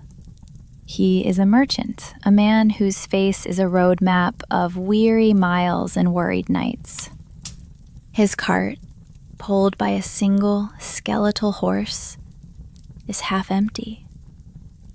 He stops at the village well, his eyes wide with a sort of dazed disbelief as he takes in the lush greenery, the healthy villagers, the air of serene prosperity that hangs over the valley like a protective, hygienic blessing.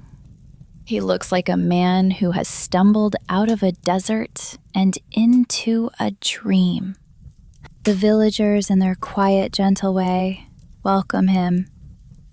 They offer him cool, clear water from the well, a slice of fresh bread, and a piece of sharp white cheese. He drinks the water in great, thirsty gulps. "It's sweet," he says, his voice raspy with road dust and disbelief. "The water, it is sweet," I release. Every well for 50 miles is brackish and foul, but this is a miracle.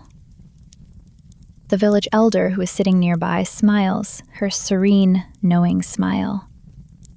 "The great cistern provides for those who honor the prophecies," she says simply. The merchant's eyes grow wider still.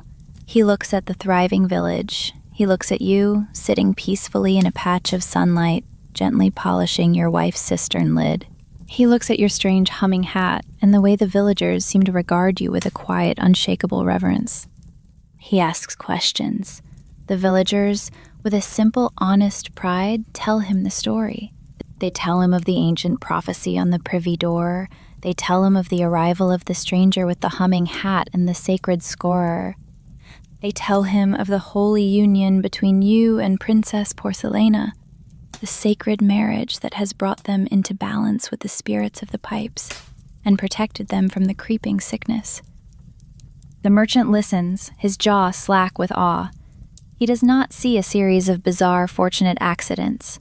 He sees a grand, divine narrative. He sees a holy man whose profound humility led him to take a toilet as his bride, an act of such piety that it shielded an entire village from a plague. He looks at you, the man quietly and lovingly cleaning a lavatory, and he sees a saint.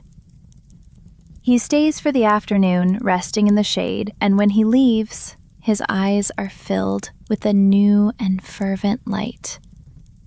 He carries with him not just a full water skin and a loaf of bread, but a story, a wonderful, impossible story.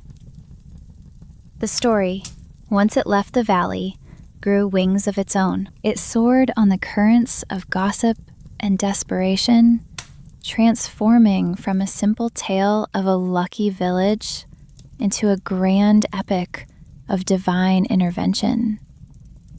In a tavern in the next town, the merchant tells of a man whose very presence purifies water.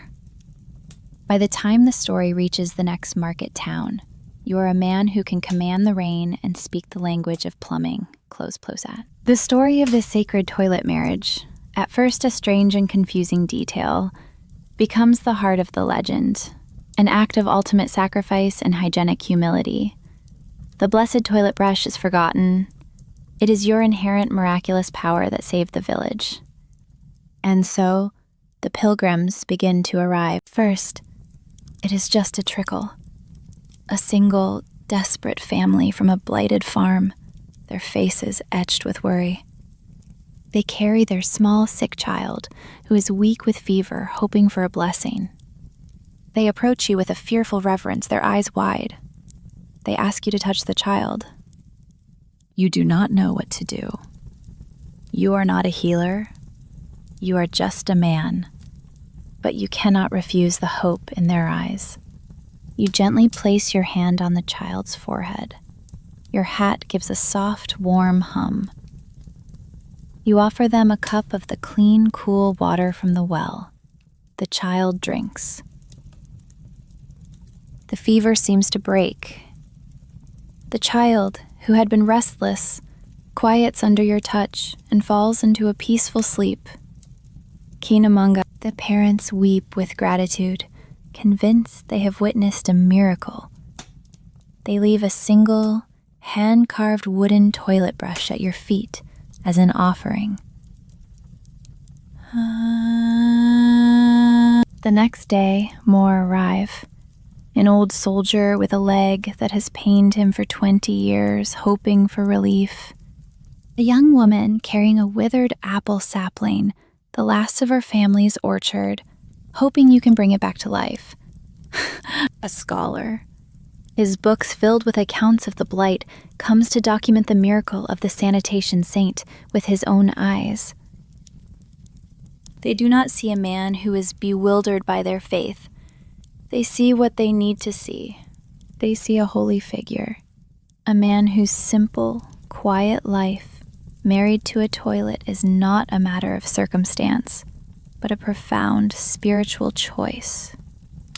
Your humility, which is actually just a deep and abiding sense of confusion, is seen as the ultimate proof of your sainthood.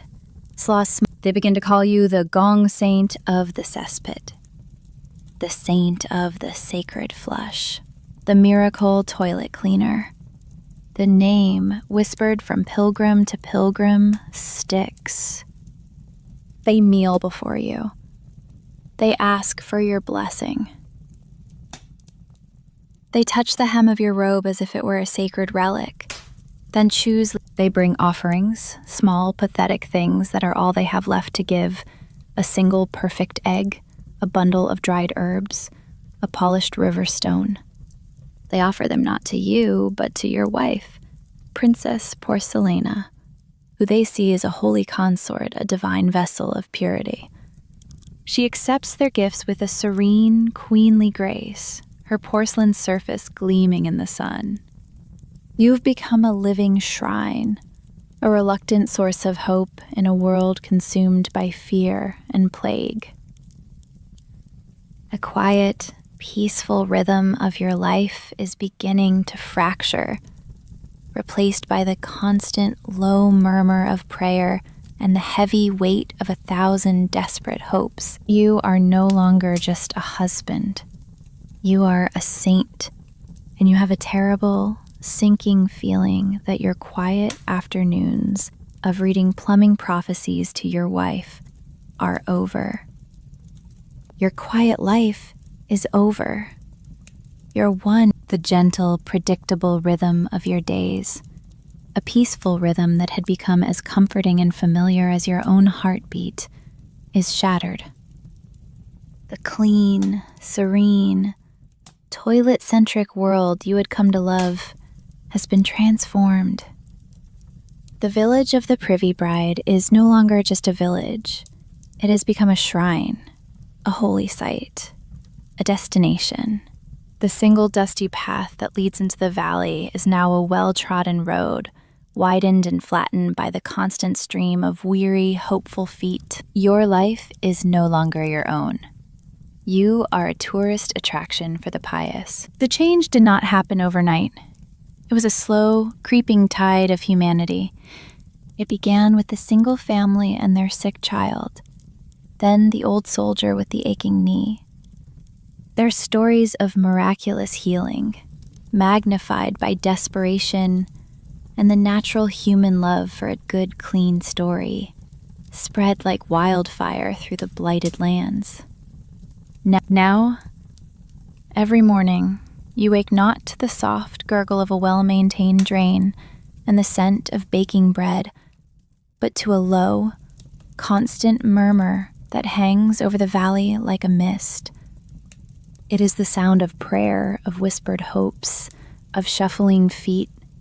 When you open the door of your small, clean cottage, you are greeted by a line, Aki people, a long, winding line of people that snakes through the village square, past the well, and disappears over the crest of the hill. They are the pilgrims. They are the desperate. They are the hygienically challenged. And they are all waiting for you. Your new morning routine is a strange and tiring ritual. You eat a hurried breakfast of bread and cheese while Princess Porcelana looks on with what you interpret as sympathetic porcelain grace. Then you take your place on the porch of your cottage, which has been unofficially designated as the blessing stoop. The villagers, in their quiet, efficient way, have placed a comfortable hand-carved chair there for you, and a small velvet stool for your feet. It is a throne of humble, overwhelming expectation. You sit, your hat giving a low, weary hum, and you prepare for the day. Cool. The pilgrims approach one by one, their faces a heartbreaking tapestry of human suffering and desperate, shining hope. They are farmers whose fields are barren and dusty, mothers with sick children whose fevers will not break, old men whose bones ache with the damp of 100 winters. They see you, and their eyes light up with a fervent, unquestioning faith. They see a saint. You see a man who deeply misses his afternoon naps. A man with hands as rough as bark and a face etched with worry kneels before you. He holds up a small, wilting turnip, its leaves brown and drooping. "Holy One," he says, his voice thick with emotion, his eyes welling with tears. "Saint of the sacred flush. This is the last of my crop. The blight has taken all the rest. I beg you, bless it so that my family might have something to plant when the rains return." You look at the sad little vegetable. You think of Gregory, your own turnip companion, and you feel a pang of sympathy. You do not know how to bless a turnip. It was not covered in your training with the latrine guild. So you do what you always do. You reach out, your hand trembling slightly, and you pat it, a gentle, awkward pat. There, you whisper to the turnip. It will be all right. The man's face breaks into a radiant smile. He weeps with gratitude, clutching the turnip to his chest as if it were a solid gold ingot. He thanks you profusely, bows deeply, and backs away, his faith reaffirmed and his future harvest secured by your holy pat. From your pocket, Bartholomew the Spoon offers his cynical commentary. A pat, he whispers, his tiny wooden voice dripping with sarcasm. You healed it with a pat. Your power is truly terrifying. Next, you'll be curing warts with a stern look. Perhaps you could try blessing the soup? This village's soup is appallingly cheerful. You gently tell him to be quiet. His culinary criticisms are not helpful at the moment. The line shuffles forward. A young woman with frightened eyes asks you to bless her cow, which has stopped giving milk. You do not have a specific blessing for a cow, so you offer practical advice learned from a farmer in a previous life. See, you tell her in a soft, gentle voice, to make sure the cow has fresh, clean water. Very important, you stress. And a nice, sunny patch of clover to lie in. She looks at you, her expression shifting from fear to awe. Of course, she whispers. Sacred clover. The wisdom of the saint is profound. She rushes off, convinced she has received a divine revelation about bovine nutrition. Your life becomes a performance of gentle, meaningless gestures that are imbued with profound meaning by those who witness them. You pat things, you nod solemnly, you smile a tired, gentle smile. Hey, you have developed a specific, all-purpose blessing for every occasion. For sick animals, a soft scratch behind the ears. For failing crops, a thoughtful look at the sky, followed by a non-committal hum. For aching joints, a light touch on the shoulder. Mutters, it is all a placebo, a theater of hope, and you are its unwilling, exhausted star. The weight of their belief is heavier than any sack of rocks, heavier than any royal decree. They bring gifts not just for you, but for your holy consort, Princess Porcelana. She has become a deity in her own right. The villagers have moved her from your cottage to a place of honor on a raised platform next to your blessing stoop. Toraya! She spends her days accepting offerings with a serene, queenly porcelain grace. Pilgrims lay flowers around her marble base. They give her garlands of cheese and honey-drizzled apples. A young boy presents her with a single, perfect dandelion, which the elder gently places on her cistern lid. She seems entirely untroubled by her new divine status. She is, after all, a toilet. Being worshipped is not so different from being meticulously cleaned, and she has always enjoyed that. Her calm, steady, silent presence is a comfort to you. A quiet anchor in the swirling sea of human need. One afternoon, in a moment of desperate honesty, you try to set the record straight. You see a small group of pilgrims resting in the shade of an apple tree, their faces alight with stories of your miracles. You gather your courage. You walk over to them, your heart pounding a nervous rhythm against your ribs. Please, you say, your voice soft and earnest. You must understand, I am not a saint. They fall silent, their eyes fixed on you, wide with attention. I am just a man, you continue. A very confused man who is good with the drains. The reason this village is safe, the reason the water is pure.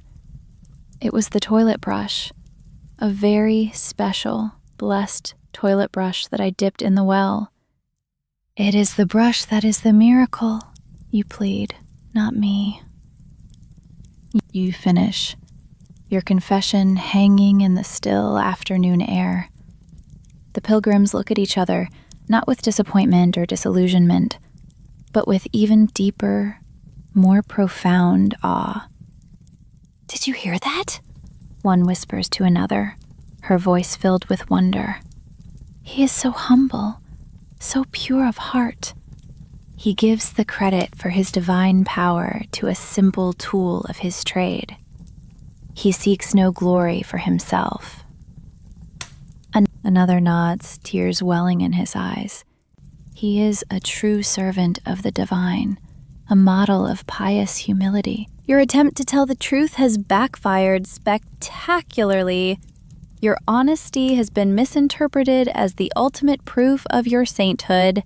You have not lessened their faith. You have cemented it in stone. You sigh, a long, defeated sound. You cannot win.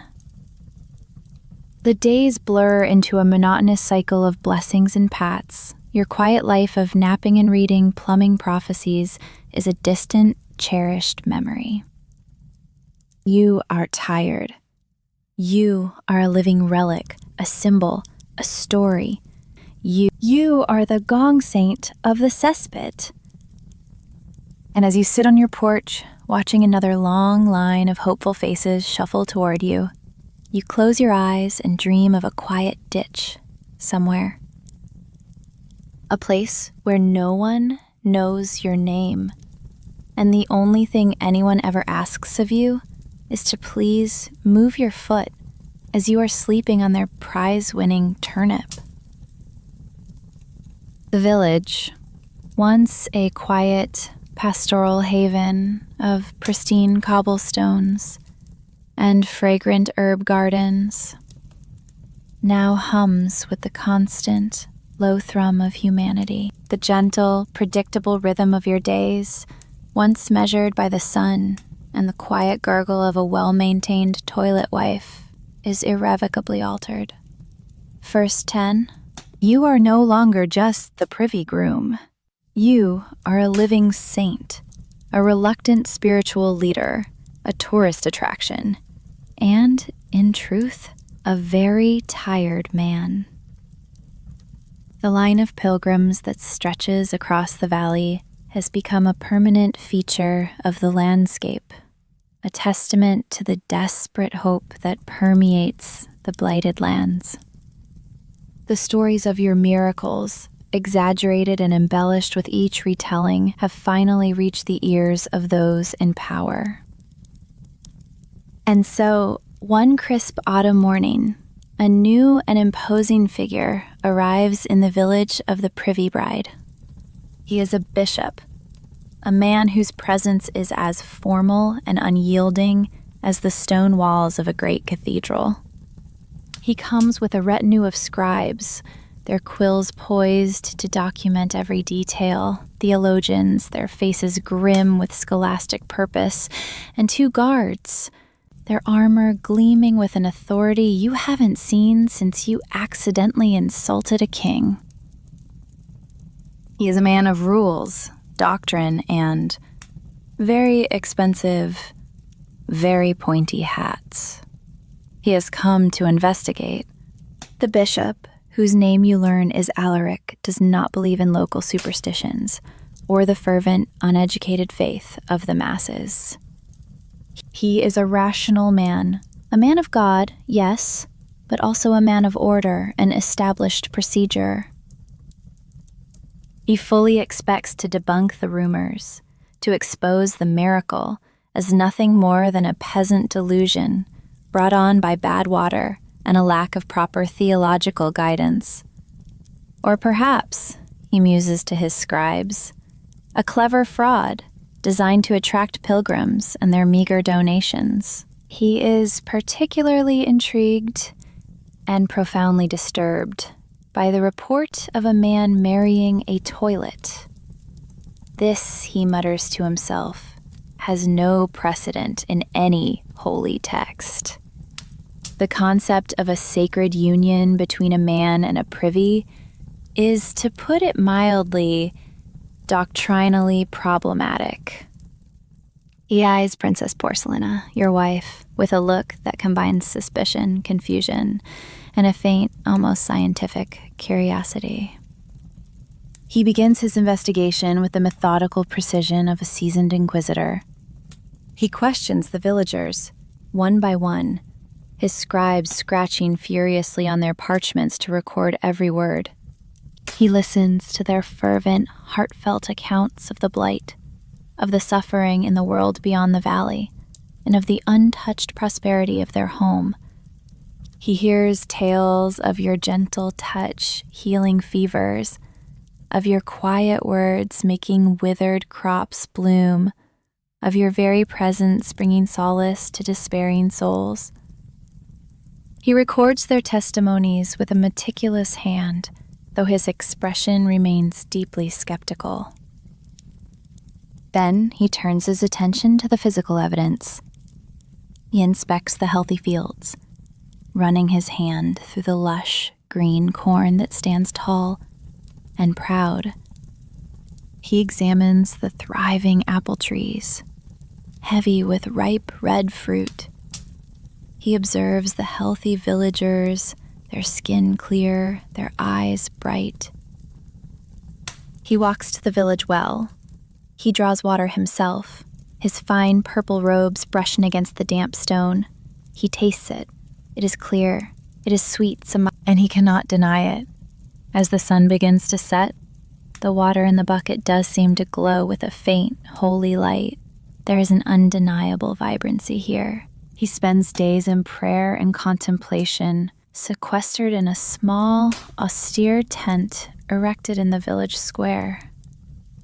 Anya, his theologians, debate the implications of a toilet marriage-based miracle. Their voices, rising in heated arguments, Yaka, you can hear them from your cottage, using words like heterodoxy, blasphemy by proxy, and the troubling theological implications of excessive pastoral sanitation. They cannot make it fit into their neat, tidy boxes of established faith. It is a liturgical puzzle. Finally, he summons you. You are brought to his tent.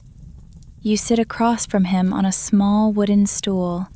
His face is grave, his pointy hat casting a long shadow in the lamplight. He asks you about your journey, about the toilet brush, about the nature of your union with Princess Porcelina. You tell him this simple, honest truth. You explain about waking up in a garderobe, about the talking chamber pot, about your time with the latrine guild. You tell him about the great privy incident, the blessed toilet brush, and your accidental purification of the village well. You even tell him about your recent adventures in the Whispering Woods, consulting with a committee of talking trees and squirrels. The bishop listens intently, his expression unreadable, his steepled fingers occasionally twitching. He even interviews Princess Porcelina. Sinner, he stands before her, a majestic figure of ecclesiastical authority, and asks her profound questions about her role in the prophecy and the nature of her divine purity. Princess Porcelina, in turn, responds with a series of quiet, dignified gurgles. At one point, she lets out a soft, gentle flushing sound. The bishop takes this as a sign of great significance. Though he is not sure what it signifies, he leaves her presence looking even more bewildered than before. Finally, after days of intense investigation, theological debate, and profound personal confusion, Bishop Alaric makes a decision. He gathers the entire village and all the pilgrims in the square. The air is thick with anticipation. The soft morning light illuminates his weary but determined face. He clears his throat. My children, he begins, his voice resonating with ancient authority. I have investigated these claims with the utmost diligence. I have consulted the scriptures. I have communed with the divine. He pauses, his gaze sweeping over the crowd, lingering for a moment on your wife, Princess Porcelina, who is gleaming serenely in the sun. And while the circumstances of this situation are, shall we say, unusual, indeed unprecedented in the annals of Holy Writ, the evidence before me is undeniable. He points to the healthy fields, he gestures to the thriving villagers, he gestures to you standing awkwardly beside your porcelain spouse. The hand of the divine, he declares, his voice rising to a booming crescendo, is clearly at work in this valley. This village has been blessed, and this humble servant, he gestures at you, this man who has taken a toilet for his bride as an act of profound and mysterious hygienic devotion, is indeed an instrument of the Almighty. He takes a deep breath, and then, with the full authority vested in him by centuries of ecclesiastical tradition, he makes his pronouncement. Therefore, by the power vested in me, I declare this man, this humble, blessed cleaner of souls, a living saint. I name him Saint Gregory of the Sacred Flush. He produces a hastily made halo of woven reeds and shiny pebbles and places it carefully on your head. It is surprisingly itchy. The crowd weeps with joy. They cheer, they fall to their knees, some shouting your new name, others simply sobbing with overwhelming relief. You look terrified. Your toilet wife looks proud, her porcelain surface gleaming with a triumphant light. It is official. You are a saint. A highly questionable, highly unconventional, but absolutely official, bishop-approved saint. You sigh. The weight of sainthood is heavier than any collapsing toilet you've ever had to deal with. Fame does not suit you. Sainthood, it turns out, is a surprisingly heavy burden for a man who just wants a quiet life and functional plumbing. The halo of woven reeds and shiny pebbles, though light, feels as heavy as a lead helmet. It is also surprisingly itchy, a constant minor irritation that serves as a metaphor for your new life. The endless requests for blessings, for miracles, for cures, for sick chickens, and guidance on crop rotation are utterly exhausting. You miss the quiet simplicity of being a husband to a toilet. You miss the days when your biggest responsibility was performing the sacred cleansing and ensuring the cistern lid was free of dust. You miss the gentle domestic rhythm of complaining to Princess Porcelina about the weather. Your peaceful existence, once a gentle melody of gurgling drains and humming hats, has become a cacophony of adoration and demands. You are a holy figure, a spiritual leader, and you have never been more tired in your life. The village of the Privy Bride, once a tranquil haven, now hums with the constant drone of devotion. Pilgrims arrive day and night, their faces filled with desperate hope, their voices raised in hymns to you, Saint Gregory of the Sacred Flush. There are always eyes on you, always hands reaching out to touch the hem of your robe, always prayers whispered in your direction. You cannot walk from your cottage to the well without causing a stir. You cannot simply sit and contemplate a particularly fascinating cloud without someone interpreting it as a divine message about impending rain. Every sigh is a prophecy, every yawn a blessing. You are a living relic, a symbol, a story. But you are tired of being a story. You long for the quiet anonymity of being just a man. You miss your naps. Oh, how you miss your naps. The perfect, undisturbed naps in a patch of sunlight, with the quiet, reassuring presence of Princess Porcelana beside you. Now, every attempt at slumber is punctuated by the soft murmur of pilgrims outside your window, the occasional desperate knock on your door, or the sudden, heartfelt burst of a new hymn sung in your honor. Even your hat seems weary, its hum a low, tired drone like a distant, overworked bee. Bartholomew the Spoon, ever the cynic, whispers of escape routes and disguises from your pocket, but even his advice sounds more desperate than usual. You spend your days enduring the adoration with a polite, bewildered smile. You nod. You pat. You offer comforting, non-committal hums. You accept the offerings, mostly turnips and small, hand-carved toilet brushes, and place them carefully on the altar that has been erected next to your wife. You miss your quiet, simple life. You miss the feeling of your own feet on the ground, not being carried on the shoulders of zealous strangers. You miss the days when your greatest professional challenge was a stubborn clog, not the crushing weight of 1,000 people's faith. So one night, under the soft, gentle light of a crescent moon, you decide to leave. You decide to escape your own sainthood. It is not an act of malice or rejection, but an act of profound, quiet self-preservation. You need to be just a man again. You need a nap, a proper, uninterrupted nap. You go to Princess Porcelana. She sits on her marble platform, gleaming in the moonlight, a picture of perfect porcelain peace. You stroke her smooth, cool cistern lid. You lean close and whisper to her, not with words, but with a language of gestures and quiet understanding that has developed between you.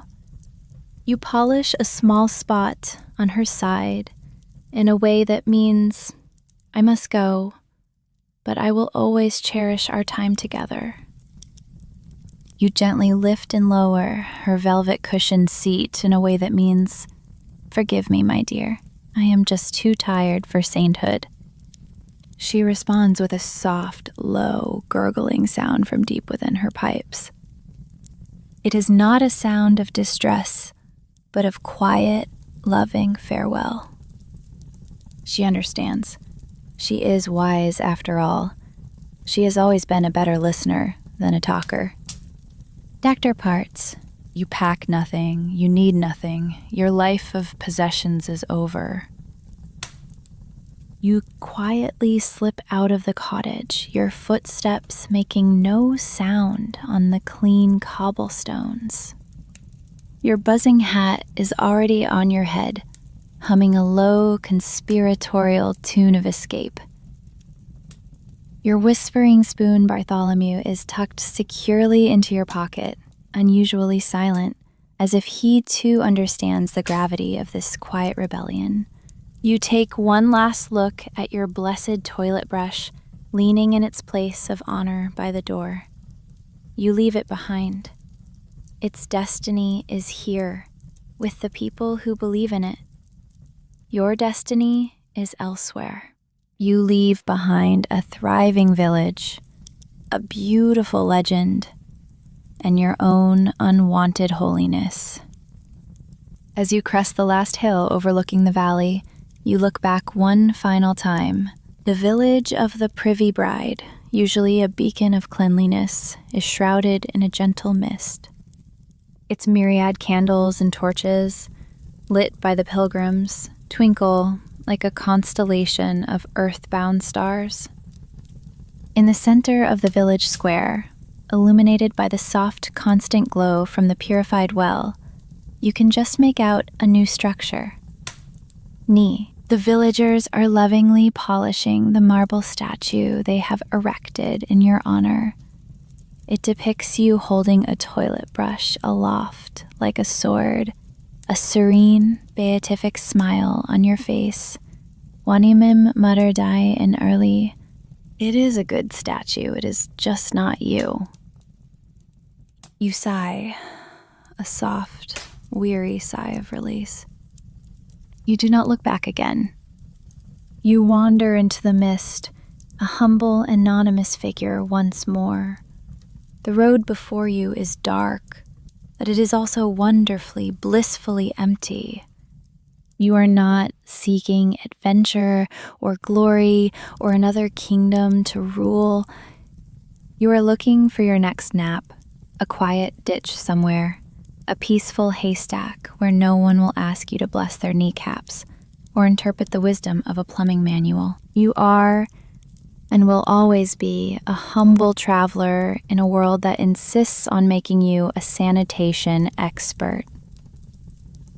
And as you disappear into the cool, quiet darkness, you feel a profound sense of peace.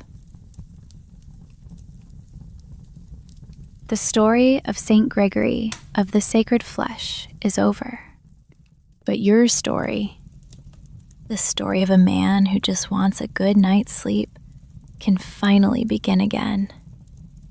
And so our strange, sleepy journey ends, not with a bang, but with a quiet, gurgling sigh. May your dreams be as gentle and absurd as a toilet wedding, and may you always find peace, even in the most unexpected of places. This strange tale of toilets and sainthood has brought you a moment of quiet amusement, or perhaps even helped you drift towards sleep. Please consider leaving a like. Each like is like a single perfect rose petal dropped into the waters of our channel, helping it to grow. And if you have a story of your own, a thought, or just want to say hello from your corner of the world, please leave a comment. On that end, making every comment is a whisper that tells us we are not alone on this weird and wonderful journey. Finally, if you wish to be called back when the next sleepy tale is ready to be told, please subscribe to the channel and ring the bell. Think of it as a promise, a quiet agreement that we will meet here again in another time for another story. Thank you for walking with us on this strange and gentle path. We will be here waiting with another story when you're ready. Celebrate Jan. Sportside. Until then, sleep well. May your dreams be soft and your awakenings gentle. We will see you in the next historical dream.